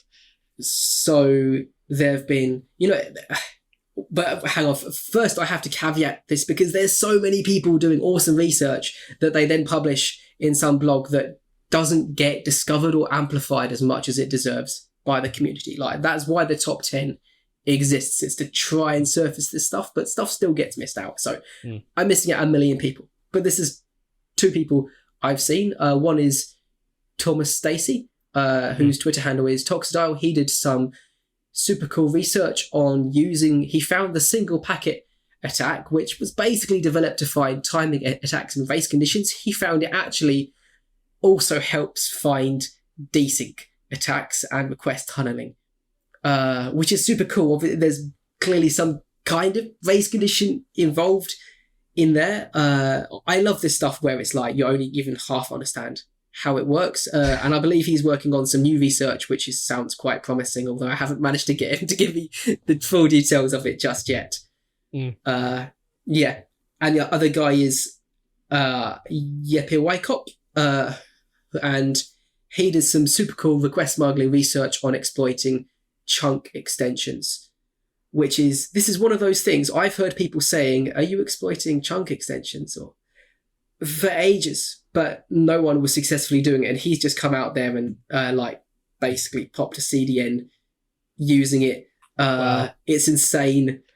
I had a collaboration with him briefly on a target, and I spent days on this thing, and it was absolutely mental, and it didn't work, but I still had a great time with it. Dude, it's awesome. That was such a great write-up on the chunk extensions. And I love what he says, in that post. He's like, nobody sends this, but all of them support it, right? Like, that's such a good area for research, is if the HTTP server, or, try to more broadly apply this, anything processing data. If there's, a very uncommonly used feature that is still implemented, in that, it's very RFC, likely. Everyone implements it. So what you're looking for is look at an RFC and find stuff where you're like, I didn't know that feature existed. That is gold right there. And that's the beauty of being a little bit more of an experienced researcher as well, is like, or at least an experienced hacker, right? You're looking through all this stuff. You kind of know most of the ins and outs of the system, how the web works, that sort of thing. And then you're like, oh, wait, I didn't know that exists. Well, probably most other people didn't know that exists either. And probably nobody's using it.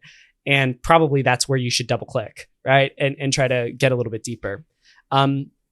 I did want to get your take on this quote from Yeppe Wykop's Wake, I guess is his handle, right up. He sort of quotes this law of robust computing, Postel's law. It says, be conservative in what you send and liberal in what you accept. It's a disaster. Dude, I was like, that's exactly what I thought you would say. I was like, this is where James lives, right? Isn't that exactly where you live? Yeah, when I was designing my slides for HP1 Must Die this year, I nearly titled a slide something like Postal's Fuck Up, but then I was like, this is a bit mean. That's and hilarious. I'm probably going to upset too many people by saying this, so I didn't do it. But yeah.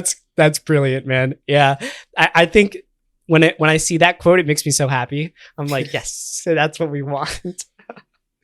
Beautiful. So we spent the most of the time already on this podcast talking about just research methodology, understanding how to do research. Now let's get into some of the research itself. I did want to, I said earlier on the podcast, it was 2017. The host header attack stuff that you did was 2013, dude. Oh my gosh. That's amazing. So I guess I was going back through some of this stuff, and I think in my personal experience of your research, one of the first things that where you came on my radar was when you were doing a lot of these HTTP host header based attacks, where you were using these as SSRFs, to sort of hit different backend servers. Yes, cracking the lens. That was it. I thought that was an amazing technique, and I know that you. It seemed to me like that was a little bit of the first time that the community at large sort of understood the dangers of reverse proxy based attacks. So is that sort of the same for you as well? Yeah, definitely. Basically, at the time, everyone preferred to pretend the reverse proxies didn't exist. Right. Because it was like, cache poisoning, this weird alien thing. Like, no one understood anything in that regard. And it was, everyone was just scared of it, basically. Yeah, dude, I think it's a really cool attack type. And as I was going through, I pulled one of the payloads out and I just put it in my notes here from your 2013 talk. It was host:/site.com:@ attacker.com. And I just love that @ syntax with the username and the password is just the gift that keeps on giving, man. It is amazing. It's really, really nice. And I think that a lot of parsers out there will, see that the colon and think, okay, this is the beginning of the port segment. But really, and you would kind of think about parsing it that way, but then as soon as you see the @ sign, you're like, okay, wait, go back. This is actually the username and password, portion of the URL. So I just wanted to pull that out and readdress it for the listeners, because I think that is a really cool technique that you brought to light there. Thanks. Yeah, it was good fun. That research on doing password reset poisoning with host header attacks is the first major piece of research that I ever did, and it was actually quite eye-opening for a super depressing reason, which is, so prior to this research, I sort of looked down on people that published at conferences because I was like, the stuff's not that good. They're just promoting themselves. Like, they should be spending that time doing research, right? Mm-hmm. I didn't have that much respect for them. And then I published that research, and someone working at a company that I'm not going to name because I'm nice, basically copy-pasted that post, like rephrased it a teeny tiny bit and posted it on their site and didn't link to my blog. No. Right? And now their website, this is a big company, they have way better page rank than my site. So they ranked higher on Google like the next day. And then for a period of maybe like 8 years, basically everyone that talks about password reset poisoning cites their post. No, on the topic. Dude. Oh, and it was only when I made the host header attacks academy topic that we finally got actually decent ranking again for this technique. Wow. So basically, my advice is, if you're going to do some research, promote it as much as you can. And if anyone tells you not to do that, say, stuff you, I'm going to promote it anyway. Exactly. The more eyes that get on it, the better. And it's better for the security community in general. And obviously, we're here. The podcast is essentially doing that, right? Helping people promote research and helping the research get disseminated to the community. Absolutely. We had people getting annoyed this year for publishing hp1mustdie.com. And if you read it, they're mad at like the curl guy. Yeah. Yeah. Posted an angry tweet, and they're annoyed because we're marketing the research. But the thing is, if you look at their posts, they're not understanding it because they don't understand the context of the previous research on the topic. And the reason they don't understand the previous research on the topic is because we didn't market it. So they didn't read it. The only reason that they're able to criticize us is because they've actually seen this research for the first time. So to my mind, well, at least this time around, they saw the research.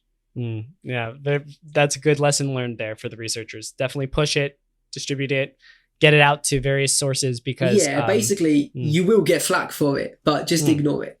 Yeah, that's good. Hey, take it from James right here. We heard it here on the Critical Thinking Podcast. There's your certificate of approval to go and register your domain name for your new vulnerability type. Did you have? I know I'm just kind of throwing this question out of the blue, so totally, no, I don't have anything else on this. Is a perfectly valid answer, but I was wondering if you had any thoughts on, additional research in the host header realm. I know that you did utilize it in HTTP 1.1 this year, with the HV sort of fingerprinting thing. Do you have any other leads or things you want to sort of shout out to the community on that front? I think if you told me to do cache poisoning research right now, I would look at using header smuggling to smuggle the host header. I do cache poisoning that way because, with the desync, we're going to talk about this later, but with the desync endgame, basically, header smuggling doesn't always result in a desync. So then you've got to look at alternatives. So it used to be, if you could smuggle a header, just cause a desync, job done. But now, I think other approaches are valuable, and the host header, like it's used everywhere. It's like it's the source that goes into like the most syncs anywhere, right? Like there was an exploit for WordPress where you like do a password reset with the payload in the host header and get code execution or something along those lines. Man. Like it ends up absolutely everywhere. Wow. Yeah. And I think a lot of the difficulty too with the reverse proxy architecture is obviously there's some, foot guns with the whole host header thing and vhosting and that sort of thing. But I think you lose a little bit of flexibility, when this reverse proxy is like very specifically looking for a specific host header. But if you're dealing with direct access to the HTTP server, right, and there's no intermediary, then there's also a lot of weird things you can do with the host header that will end up in very weird places. Absolutely. Let's sort of building on that. I think we should talk about the HVVH thing, which we'll get to in a second. So let's dive into HTTP 1.1 must die, the desync endgame, the talk that you gave at Black Hat this year. I was there in the audience, clapping, screaming, nice. Whistling. So excellent work, man. Can you give us a little bit of a recap? Well, first let's set the stage. Talk to us for 30 seconds, a minute on what HTTP request smuggling is, whole concept, and then we'll dive into specifically the research that you did this year on like 0.cl exploitation. Absolutely. So HTTP1, as you see it represented in a tool with like an isolated request and response, is basically a lie. Like it's an abstraction. Underneath the hood, you've got a stream of bytes, and multiple HTTP requests are sent over a single stream, and it just kind of whacks one after the other directly as a sequence of bytes. And this is a problem because HTTP1 is a plain text protocol, and as an attacker, there's like maybe 5 different ways of specifying the length of a message, which means servers can get confused about where each message starts and stops. So that means when you've got a reverse proxy, what reverse proxies generally do is they take requests from loads of different users and then they funnel them over a small shared pool of connections to the back end. So if you can confuse if you can get the front end and the back end to disagree about where each request stops and starts, basically you can append stuff to the start of other people's messages and generally cause everything to go horrifically wrong. For example, the flagship technique is that HB1 has no built-in way of matching requests to responses, which means if you send a request that triggers 2 responses, the front end thinks it loses track of which response goes to who, and it sends random responses to all the users of the website, which is absolute carnage and a very beautiful sight every time. Yeah, dude.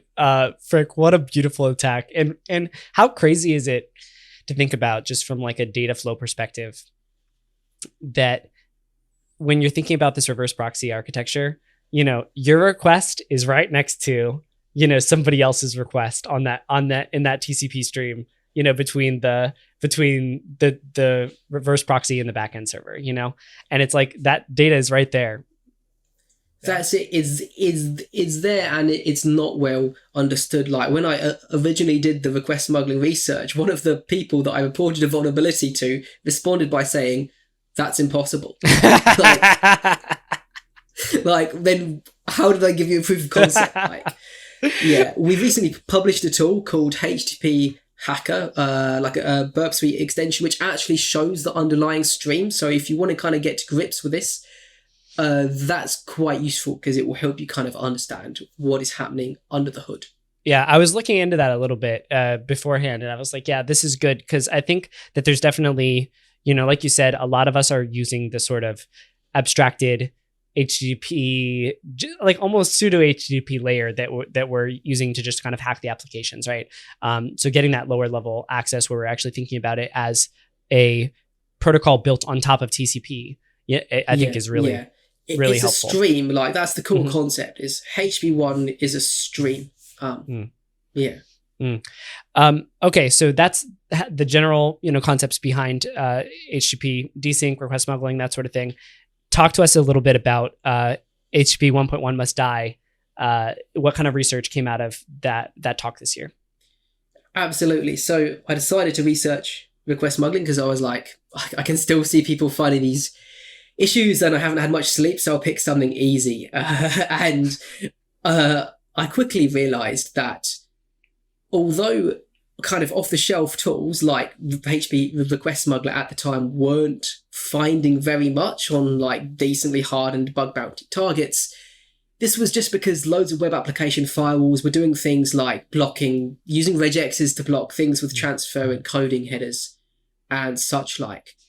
So, and they were also fingerprinting the detection probes that HTTP request smuggler was sending. So I thought, okay, what we need is a different approach, like a completely different approach to finding these vulnerabilities. And I took a cool technique pioneered by Daniel Thatcher in a presentation I can't remember the name of, called HTTP header smuggling or something like that. Practical HTTP header smuggling. That's the one. And I adapted it, like built a more powerful version which used more headers for fingerprinting and so on. And basically what it does is it detects the ability to hide a header from the front end or back end server, which is the kind of underlying primitive of maybe like 80% of request smuggling attacks. Yeah. And it can do that reliably. That I think is, when I was sitting in your talk this year, I was thinking, you know, and I'll be real with you, James, like I'm not a huge, request smuggling exploitation guy. Obviously I'm using Kaido, so, you know, there's not a lot I could do there with that, but, it's just not a big part of my methodology. And I totally respect the hackers at every live hacking event, you know, that show up with a crazy request smuggling bug and pop these crazy crits. But it's not something that's super duper on my radar. And as I was listening to your talk, I was thinking, you know, wow, so much of request smuggling it hinges on this whole concept of header smuggling. And the thing that you showed with this is extremely applicable to things that are not request smuggling as well. This whole header smuggling concept. And because there's so much, data that is being stored in headers and sort of abstracted away in modern day architectures. So I just wanted to highlight for the listener, like, this is very valuable beyond request smuggling as well. Just understanding how this specifically works, so that you can smuggle, headers that have authentication-based values, all sorts of stuff into these environments. Okay, so that was my little thing there. Can you talk a little bit more about how you did that sort of that tool to delimit whether the requests or headers can be smuggled or not? Absolutely. So it just sends a few probes. It basically says, I like to think of research in terms of asking questions. So I ask a question to myself, and then I write a tool that asks the question to the target. So what it does is it asks the question, if I use a given technique to hide a header when sending a request to a specific target, do I see a unique response that I cannot achieve simply by sending that header without hiding it, or by hiding it like a different unrelated header? And by doing that, basically, it shows, okay, by hiding this header with this technique, you've hit a unique code path. And then it uses a massive range of techniques, and it uses a massive range of detection headers too. Because, for example, some sites will give you a different response depending on what the host header value is, but some of them basically ignore it completely. So it's good to use a range of different headers. But it's just for fingerprinting. That's the point, is like, the host header isn't being used for an attack. It's just being used as a kind of a gadget to understand what the target server is doing. Because, a lot of stuff is, and there are situations where the host header is not relied upon. Very rare though, and so I think this is a really good way that you demonstrated this. Essentially what you're doing is trying to smuggle the host header most of the time, right? You're like adding a space, adding these characters to it, that sort of thing. And then detecting how the various servers along the chain respond. Is that an accurate part of the picture? Yeah, that's it. I guess the key thing to understand, like, why the host header might not work is, I consistently make this mistake where I underestimate how complex the target is. Like, however many proxies you think the target has, there's always one or two more, right? Wow. Mm-hmm. And there's special cases for everything, right? So if you smuggle the content length header, they've probably got a special case for that. So, or if you smuggle the host header, actually, like, one of those servers will be parsing the host header in a slightly different way because they want to get that data earlier to work out which upstream backend that they're going to route it to, or something like that, right? So what the overall concept is, you're kind of trying to dial it back as much as possible to the absolute foundation, and then approach it from as many angles as possible to get this data about, can I hide a header or not? Yeah, and I think in your presentation you represent it as hidden visible or visible hidden, right? HV or VH. Yeah, that's how I classify it. Like, is it the front end that sees this header, or is it the back end? Yeah. Now, this is an abstraction. There's probably 20 proxies in practice, but yeah, that's what I was going to say. It's really like hidden, visible. Right, like when you write 0CL, it's a lie. It's like CLH200CL. Right. You just got to go what matters, right? And what matters is it the server in the front or the server behind that sees this header? Because that affects how you can exploit it. Yeah, dude. I love your presentations because it I'm learning about this very technical vulnerability, but I'm also just it's helping me visualize and understand these architectures so much better and think about these from a threat model perspective. Like, okay, front end hidden, back end visible. There's the mismatch, right? What can I do here? And I think I messaged you recently because I was working on a product like one of the core principles of this software is like, okay, there are certain headers that cannot be specified by the client, right? They get cut out at the web, at the intermediary, and they get resupplied because they contain authentication information, right? And I was like, and it was right after I saw your talk, and I was like, oh man, this is exactly where I need to apply this whole, hidden visible thing. Because if I can get the front end to not perceive this as the thing they need to strip out, and then, and that's where the software is that I'm attacking, and then get the back end, however many backends there are back there, because there's a ton of different, softwares that were running on the backside of this software to perceive it, then boom, I've just got an auth bypass, right? Absolutely. It's super valuable. If you're interested in that area, check out my research on timing attacks, because basically the single most valuable thing I found with that is a way to spot that you can use a reverse proxy to access unintended internal systems, and that's another way of avoiding the same thing, because it's like the intended front end will be stripping the auth header, but if you go in via a different front end, you can dodge that header stripping and then smuggle headers to that back end. Yeah, a different front end. Header-based authentication is without proper secret keys is really quite scary stuff. Yeah, dude. Wow. Lots of cool applicable stuff there. Okay, so HV, VH, there's that component. Talk to us a little bit more about the other pieces in HTTP 1.1 must die, specifically 0CL and expect would be great. Absolutely. So when I ran into a HV scenario where transfer encoding was blocked, I was like, well, how do I exploit this? Because if I smuggle a content length, the front end doesn't see the content length, so it doesn't forward the body. So it never gets to the back end, and the back end is waiting for this body, and the whole thing times out and the attack fails. And that, you can see, well, if it worked, that will be called a 0CL desync. And this is a situation that I'd previously kind of seen and been like, oh, that's impossible. That's never going to work. But while researching timing attacks, I realized that actually sometimes servers respond without waiting for the body. And that breaks this deadlock. It makes the attack viable. So basically, if you find this, you need to find a way to make this backend server respond early. On the target that I found this on, this was a VDP, and it wasn't even a VDP that lets you like disclose reports to them. So it was like super, super low valuable in that respect.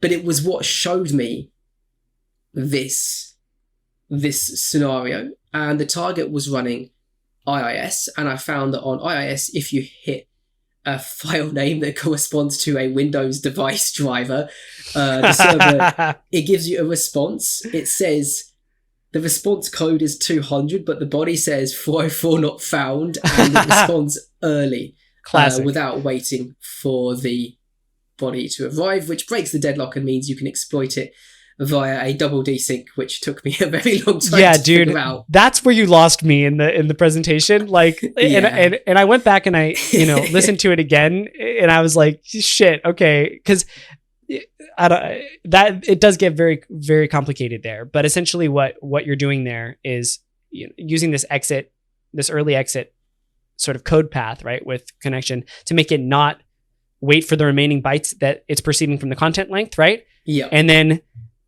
then those extra bytes, that's where you lose me. How does the desync solve that? The double desync solve that? Okay, so basically 0CL by itself, it lets you chop bytes off the start of the next request.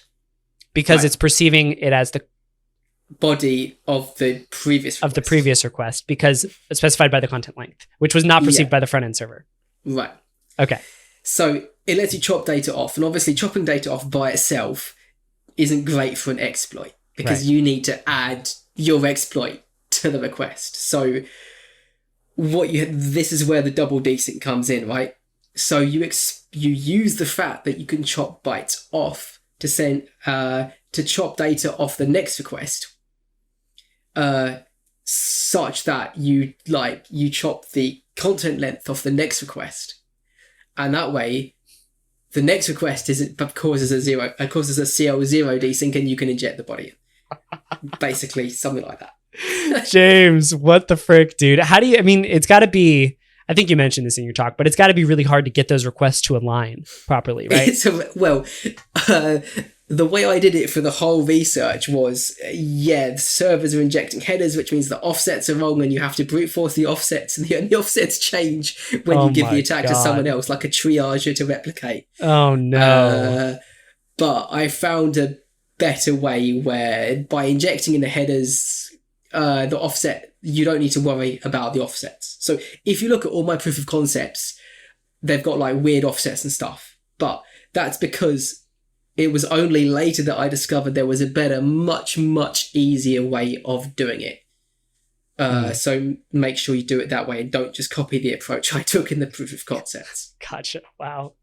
That's crazy, dude. I just, and you know, while we're on the 0CL, you know, topic, I just wanted to say again, like, I gained so much respect for you as a researcher when in that moment when you said, and then I found /con, you know, and it was always there and I loved it. And I think you said it was an emotional moment for me, I think is what you said in the presentation. It absolutely was, because basically I used to be a pen tester, and every time I did a directory brute force on a target running IIS, this /con would show up and I'd be like, but I couldn't do anything with it. By itself, it's harmless. And now you have caused lots of harm with it, James. Well done. Yeah, over a decade later, I was like, it was literally the first thing that I tried. Dude, that's amazing. Last topic on HTTP 1.1 must die. Expect header. That was crazy shit, dude. What the heck is going on with the expect header? This one took me by surprise. I started using the expect header because I was trying to detect.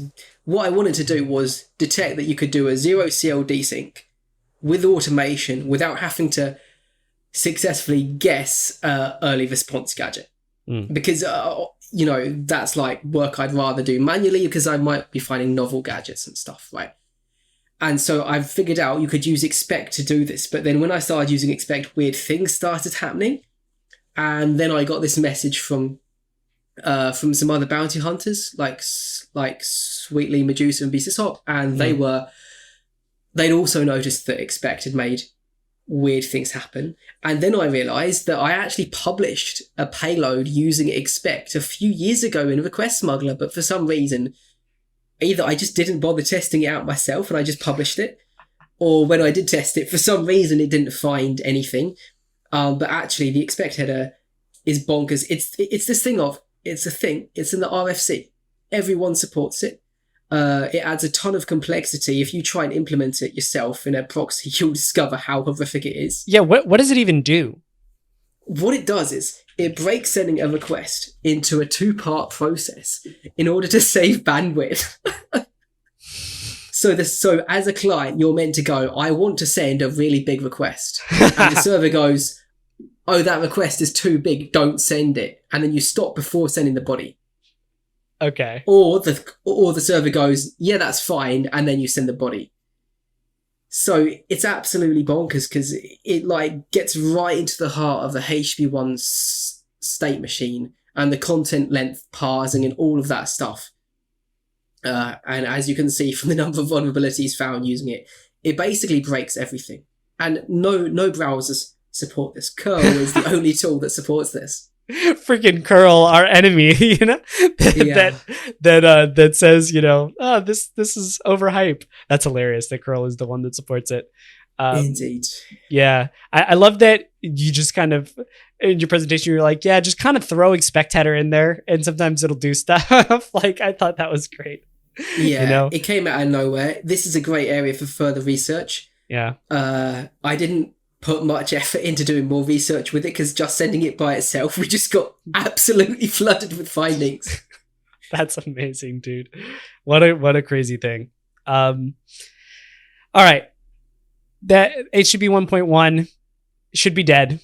We killed it. It should be. We need to kill it. That's the message. It's not dead, but the community working together, we could kill it. It really does need to die. And it doesn't need to die on the front end. It needs to die in the back end between the reverse proxy and the, you know, origin server. Correct? Yes, right. Yeah. Very cool. So I guess did you have anything else you wanted to comment on, or that you thought the community might find interesting from that talk? Obviously, they should go watch the talk themselves, but as far as like TLDRs go. Yeah, I think, well, one other thing that might be useful that I didn't really talk about in the talk because there wasn't time, is it surfaced this interesting kind of difference in approaches when I work with these other bounty hunters, which is that I discovered the 0CL desync concept in a very kind of methodological, like theoretical manner. Like I always okay, I can see what's happening. Front end doesn't see the header, back end sees the header. How can I exploit this? I'll do X, Y, Z, right? So then I started working with these bounty hunters, right, on the expect thing, but I'm not telling them about 0CL desyncs, right? Because I don't really know these guys super well at this point. The trust isn't fully established. I don't want it to leak. Right. Or my black hat talk goes in the bin like the SAML one. But then I could see the expect header was causing 0CL desyncs, and they were like, we can't exploit this for any more than a DOS. And I'm kind of telling them like, let's look at those ones later. Dig a little deeper. Like I can help you with these ones in a little bit, right? And then eventually they find the one on, I think it was GitLab, and the server happens to, when it, instead of giving like a normal bad request response, it actually tells you why it was a bad request. So it will say something like invalid header name and then print out like a fragment of the body or a fragment of the status line. So because they saw that, they were able to figure out the same attack concept, but from a completely different angle. Basically, if you throw crazy stuff, basically servers will actually give you the answer. You don't always have to approach stuff from this theoretical understanding. Like that's one way of finding things. It's a valuable way, but you can also find it the opposite way. And you'll find different things, like both approaches are super, super valuable. That was something that this research like really taught me. That definitely is, a very James-like approach to research here, like as well, like I know that you, like I was thinking through this whole like /con thing, and apparently you thought of that and sprayed it out there, and got the AIS servers to respond with it. But yeah, I think trying to rely on getting those, hitting a lot of targets with the ideas and seeing which ones will actually give you more information back. I think that does, there's definitely pros and cons to that though. As I'm thinking through it, I'm like, you do have to parse through a lot of stuff. I know you've got your data set of like, 30,000 servers or whatever you normally throw stuff at. But I think you do need to sort of go through each one of those results very granularly versus like setting up a specific environment. But you do get such vast amount of, you could never set up all of the things that these production servers have in place. No, like all those CDN issues, you can't set up those CDNs. Like those desyncs are happening inside their own systems. Yeah. Wow. And they're like writing posts saying like, well, I don't understand what's happening inside their systems. And it's like, but I'm still hacking them. Yeah. so both approaches, like having the theoretical knowledge is really valuable, but don't not try something just because it's theoretically impossible. Basically, you've got to be open-minded to like, you never fully understand everything and you never will. It's too complex. You kind of got to be humble, really. Yeah, absolutely.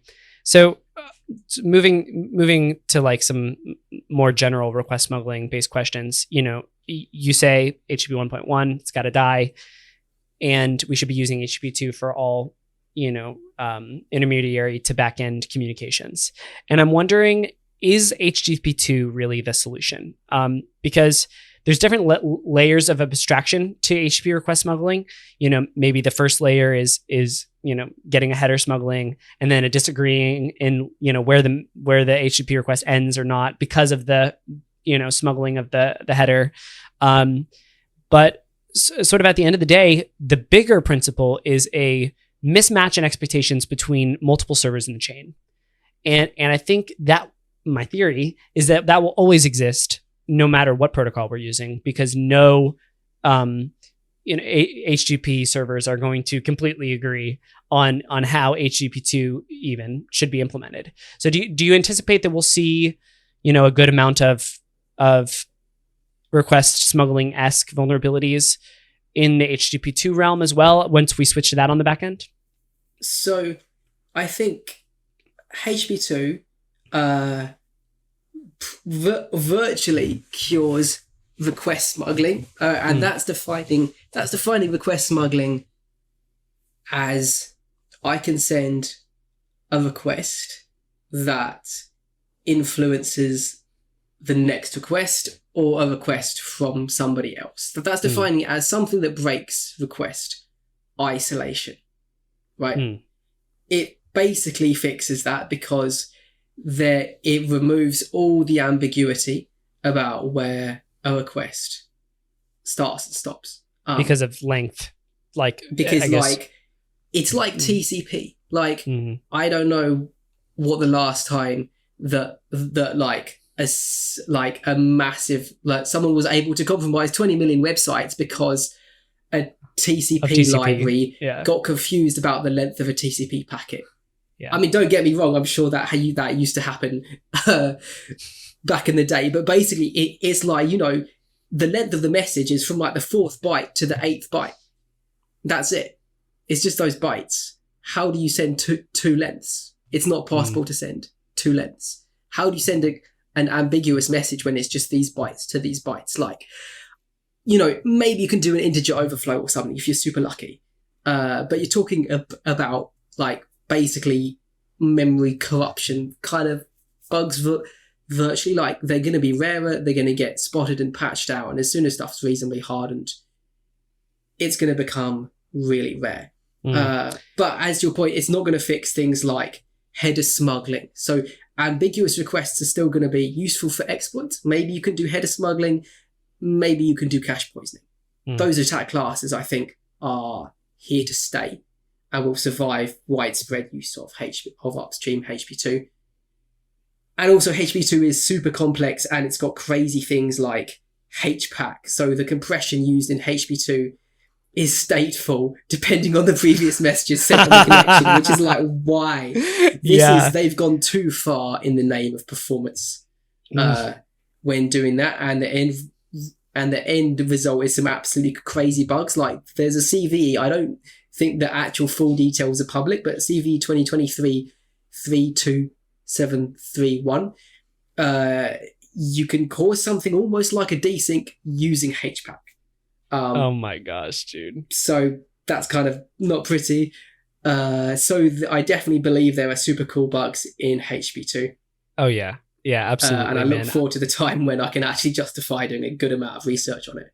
Yeah, I was I asked you this question because I was at this Google live hacking event recently, and Ben Callis was there, the guy that built HTTP Garden and has been doing a bunch of request smuggling, stuff. And I love this guy. This guy is hilarious to me because the first time I met him, I was like, oh, this guy is interesting because he's at this Google live hacking event hacking something with printf and netcat, and I'm like, you're not going to use, Burp or Kaido or whatever. And he's like, gotta control the, gotta control the bytes. And I'm like, okay, all right, dude. So I was talking to him and I asked him some off question about, the sort of similar concept, header smuggling. And he's like, starts telling me about HTTP2. And he's like, do you mind if I tell you a little bit about HTTP2? Actually, no, he let me know in advance. He's like, all right, I'm going to take you down the rabbit hole. You sure you want to do this right now? And I was like, it was close to the end of the event. Sure. And so the man whips out a presentation on HTTP2 that he's like, I'm going to give this talk at work next week. And then he goes through the whole thing explaining to me all of the weird shit in HTTP2. There's this, I'm going to have him on the pod, so I'm not even going to try to explain it all now. But it is extremely nuanced and very weird how this cache of headers exists, and it's super weird.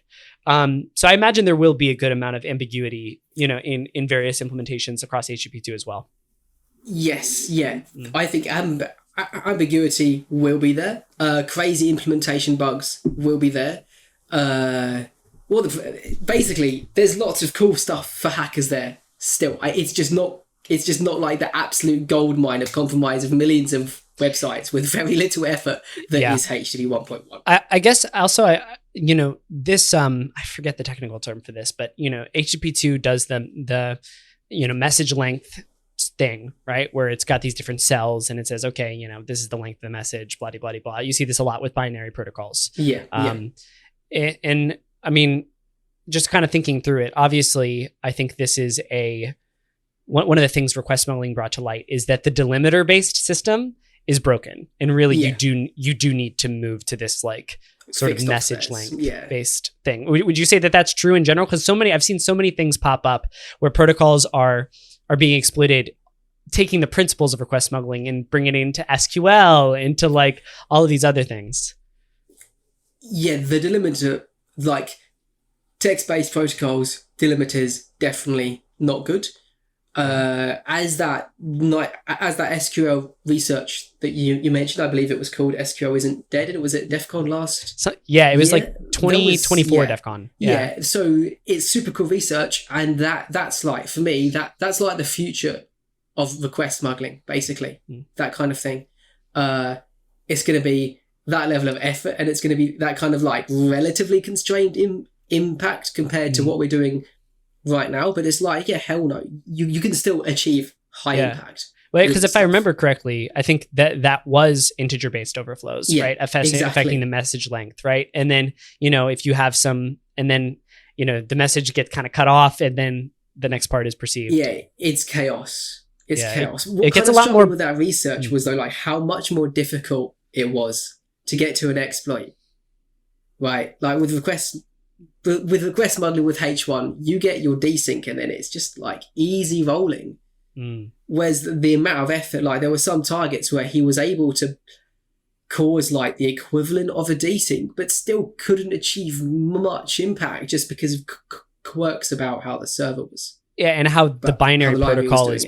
Yeah, the binary protocol is built out. There's a lot. It becomes a lot more like binary exploitation, where you've got to like spray and stuff like that. It was a beautiful talk, but it gets a lot more complex. Research. Yeah. I guess you already you kind of shouted out HPAC. Is there anything else that comes to mind as far as HTTP2 goes of like, that's sketchy, that's weird, what? And I don't want to make you give away your areas of research that you're going to go after next time you deep dive HTTP2, but is there anything else that kind of comes to mind there? There was one thing I saw was I did post a while ago on HTTP2 connection contamination, where web browsers will, if I remember correctly, send requests intended for different websites over a single connection because they think the front-end server can support all those different websites. Which like a v-hosting thing? Yeah, exactly. So there's definitely some kind of broken and scary stuff in that area. Basically, that's super whack. I wonder if they do it off of like TLS certificate or something like that. Yeah, exactly. It's based on TLS cert. So if the site presents TLS certs for two sites and you try to connect to both sites, they'll both get sent to that website. And I think it will like skip. It won't even bother doing a DNS lookup for the second website. It doesn't care where that website is because it knows it can talk to it here. Again, it's this like they care so much about performance that they're putting in things that from a security perspective just sound absolutely insane. Oh my gosh. Yeah, man. We might have to cut this or whatever, but I think that is super interesting because you could like, I'm thinking like how can you get it routed to your site versus the other side if you're in like a v-hosting environment? And I was thinking there's a lot of ambiguity about the dot at the end of a domain name, right? Like if everything is like, www.google.com dot really, and so if you could register, there's chaos. Oh my gosh, dude, I'm sorry. That is crazy. That's a very good shout out. Okay. Marathon podcast episode. I appreciate it. I do have one last little section I wanted to hit, which is I would like to understand more about HTTP pipelining and where that's helpful. And you did just release an episode or like an article on HTTP pipelining, and I saw it this morning, somehow I missed it when I was prepping for this episode. I was sitting in the hot tub this morning reading through our doc, and I was like, oh shit, look at this. This is exactly what I was going to ask. But can you give us maybe a little bit of like a TLDR on this article and help us understand, what kind of scenarios HTTP pipelining can actually be helpful to result in request smuggling or other types of vulnerabilities? Absolutely. This is a little bit tricky because it's a ridiculously nuanced topic. Oof. So, sorry, James, to put you on the spot there. As we've already established, HTTP 1.1 reuses connections by just putting the requests back to back on a single stream, right? And that's called keep alive or connection reuse. And one kind of thing that's sort of a feature, sort of accidental, sometimes not accidental, sometimes is what this means is you can send like 3 requests in one go or 2 requests in one go back to back without waiting for the replies, right? And generally, as you just interpret the replies in the order that they come back, and it will work. And that's called pipelining. Okay, so it's not usually a deliberate feature. It's more like just because we use sockets and like underlying operating system socket libraries just buffer things. So the application layer might not even know that you're pipelining, or the server might not know that you're pipelining. But what that means, so when you're doing request smuggling, you're often sending 2 requests in one go, right? You're kind of trying to do that deliberately. And if you do that, if you take like Burp repeater and put 2 requests back to back and send them to a server that's like fast, like send them to a static file on an Nginx server, you will see 2 responses come back in the single repeater tab. And it looks like, oh my goodness, I've completely broken the server. I must have found request smuggling, but it's actually, that's how HTTP works. It doesn't actually indicate a vulnerability, right? So I guess what I would say is most of the, like, that behavior is really common. It's on Nginx on static files by default. So most of the time that you see 2 responses in one, I wouldn't say there's any evidence that there's a vulnerability there, right?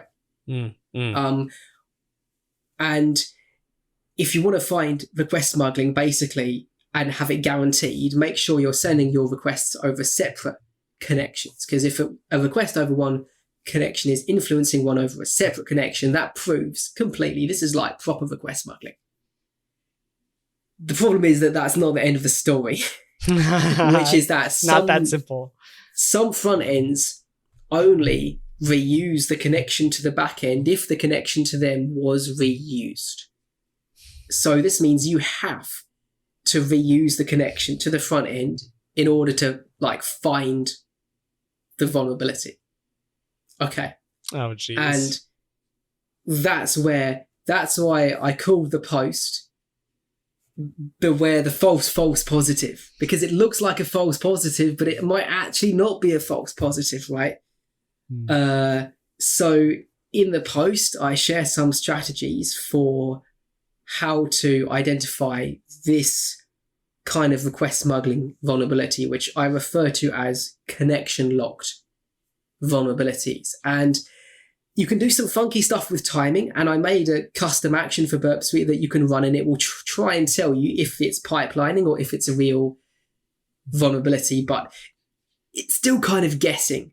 So it won't be right 100% of the time. Basically, if you want to prove that you've got a connection locked request smuggling, you need to elicit a response from the server with the smuggled second request that you cannot elicit directly. That's the proof, because the power of the attack is it lets you do things like cache poisoning. It lets you bypass front end header rewrites. It lets you send, malformed host headers that might get blocked by the front end and so on. So that's what to start looking for if you see this behavior. Yeah. It's quite advanced.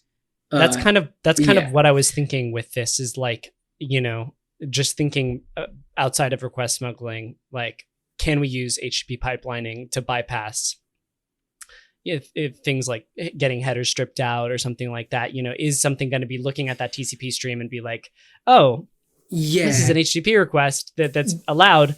Let the whole TCP stream through, but that actually contains 2 HTTP requests. Okay, so it's even more nuanced. There's kind of 2 different things here. What I was just talking about, you need a desync for that to work, right? Like there is a desync, it's just not a desync that's exploitable to affect other connections. If you can do that, you can bypass front end security, spoof headers, do cool stuff. Mm-hmm. But the attack that, like, if you just do pipelining, like with like normal HTTP requests on a server that doesn't have a desync, well, some servers do in fact treat the first request on a given connection differently. So I call this a connection state attack. And one common one, like the most common one that I've seen in the wild, is called first request routing. And basically they look at your first request host header to see which backend to send the request to, and then they send all the subsequent requests on that connection to the same backend. Oh. So that's amazing for doing host header attacks, like password reset poisoning. That's a really good, yeah. It's nice. Smart, James. That's nice, a good... And I'm going to release a custom action that supports this in about a month's time, but we have to add a feature to Burp Suite to make it possible. But it's on the way. Wow, dude. That's really cool.